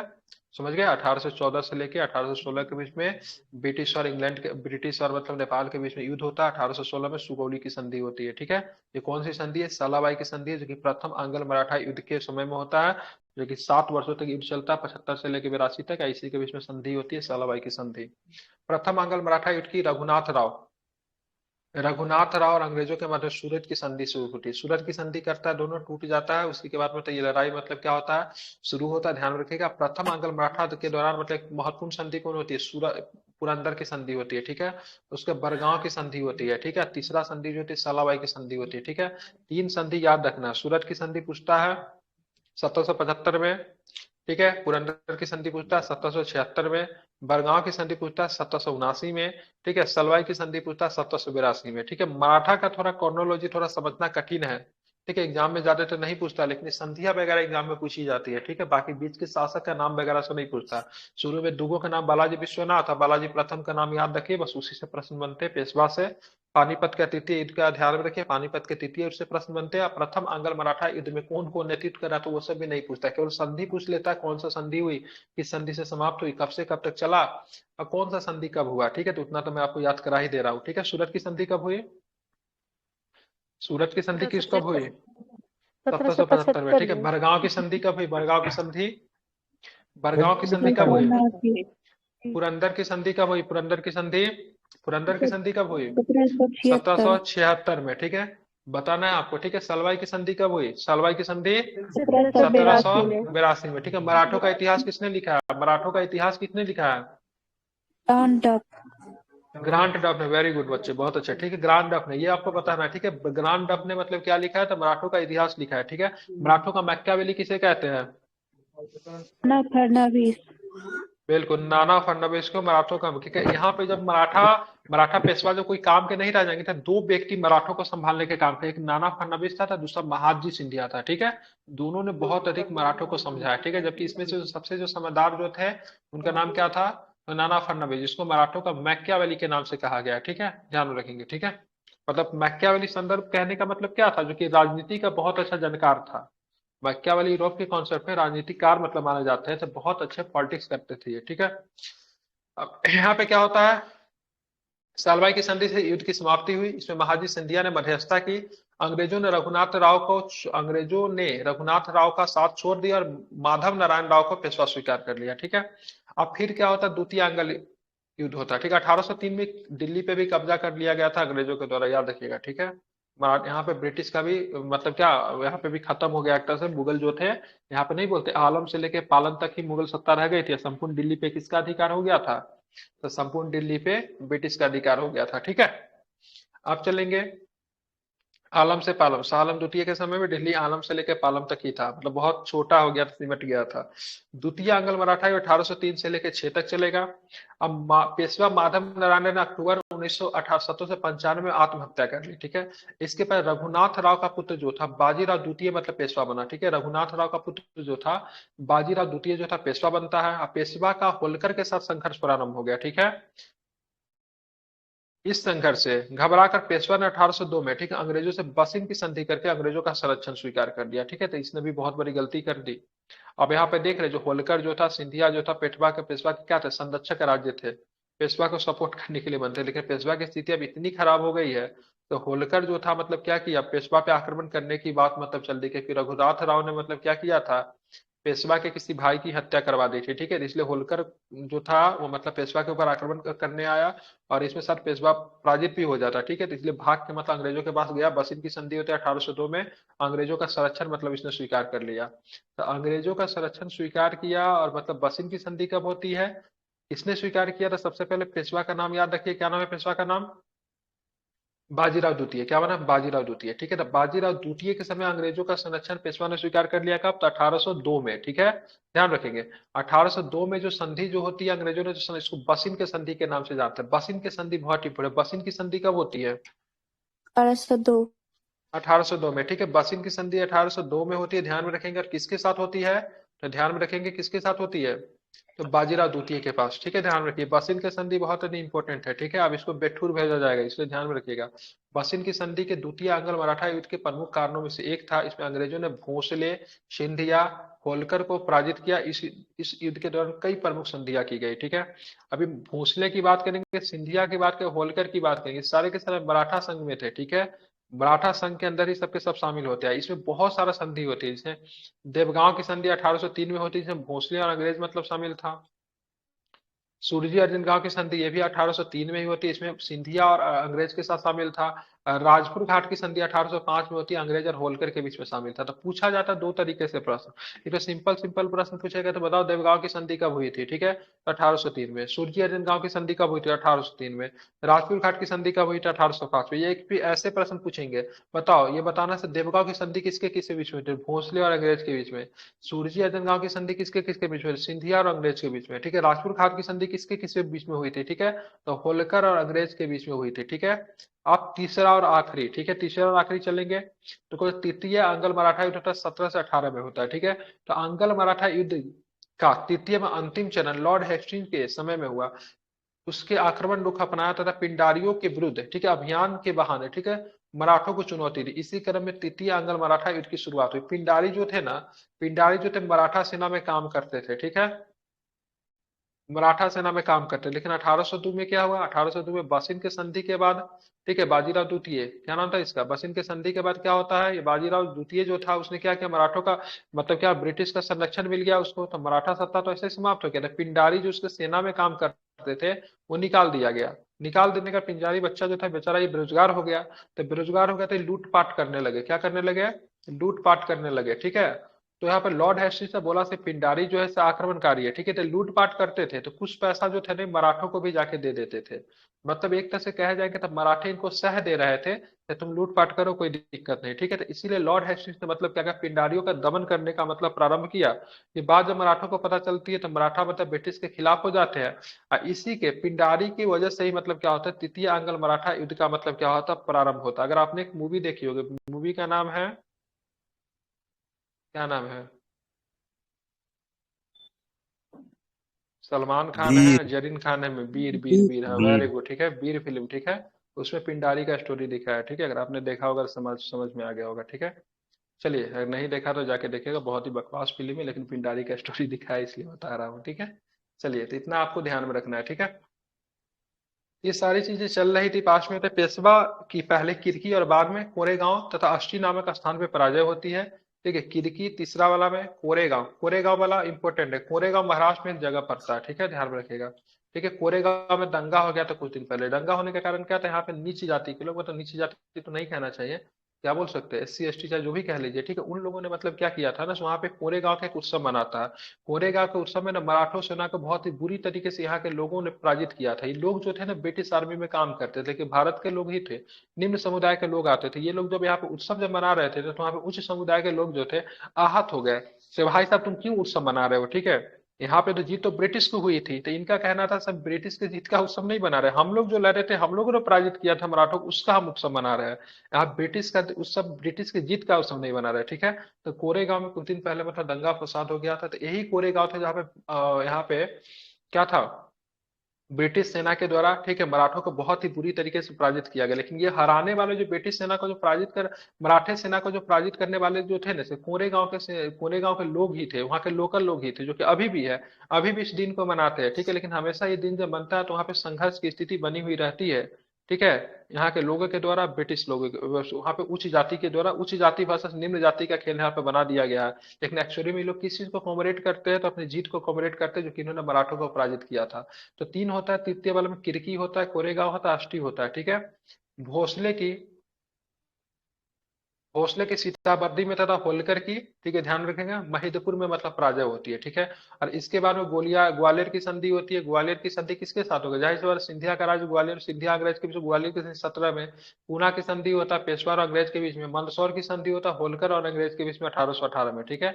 और इसी के साथ बोलेंगे तृतीय आंग्ल मराठा युद्ध की समाप्ति के पास अंग्रेजों ने पेशवा पद को समाप्त कर दिया, ठीक है। और बाजीराव द्वितीय को पूना से हटाकर कहाँ भेज दिया, बेठूर भेज दिया गया। उसको मतलब क्या बना दिएगा, पेंशन भोगी बना दिया गया, ठीक है। बाजीराव द्वितीय किसका पेंशन भोगी बन गया, अंग्रेजों का पेंशन। कहाँ पे चला, बिठूर। बिठूर कहाँ पे पड़ता है, कानपुर में। अब यहाँ पे इनका सीधे कहानी अब कहाँ पे निकल कर आएगा, 1857 में निकल कर आएगा। इनका एक दत्तक पुत्र, दत्तक पुत्र, जिस पुत्र को गोद लेते थे उनको दत्तक पुत्र कहते हैं, ठीक है। 1857 की क्रांति में इनका दत्तक पुत्र निकल के आया, जिनका नाम था नाना साहब, ठीक है।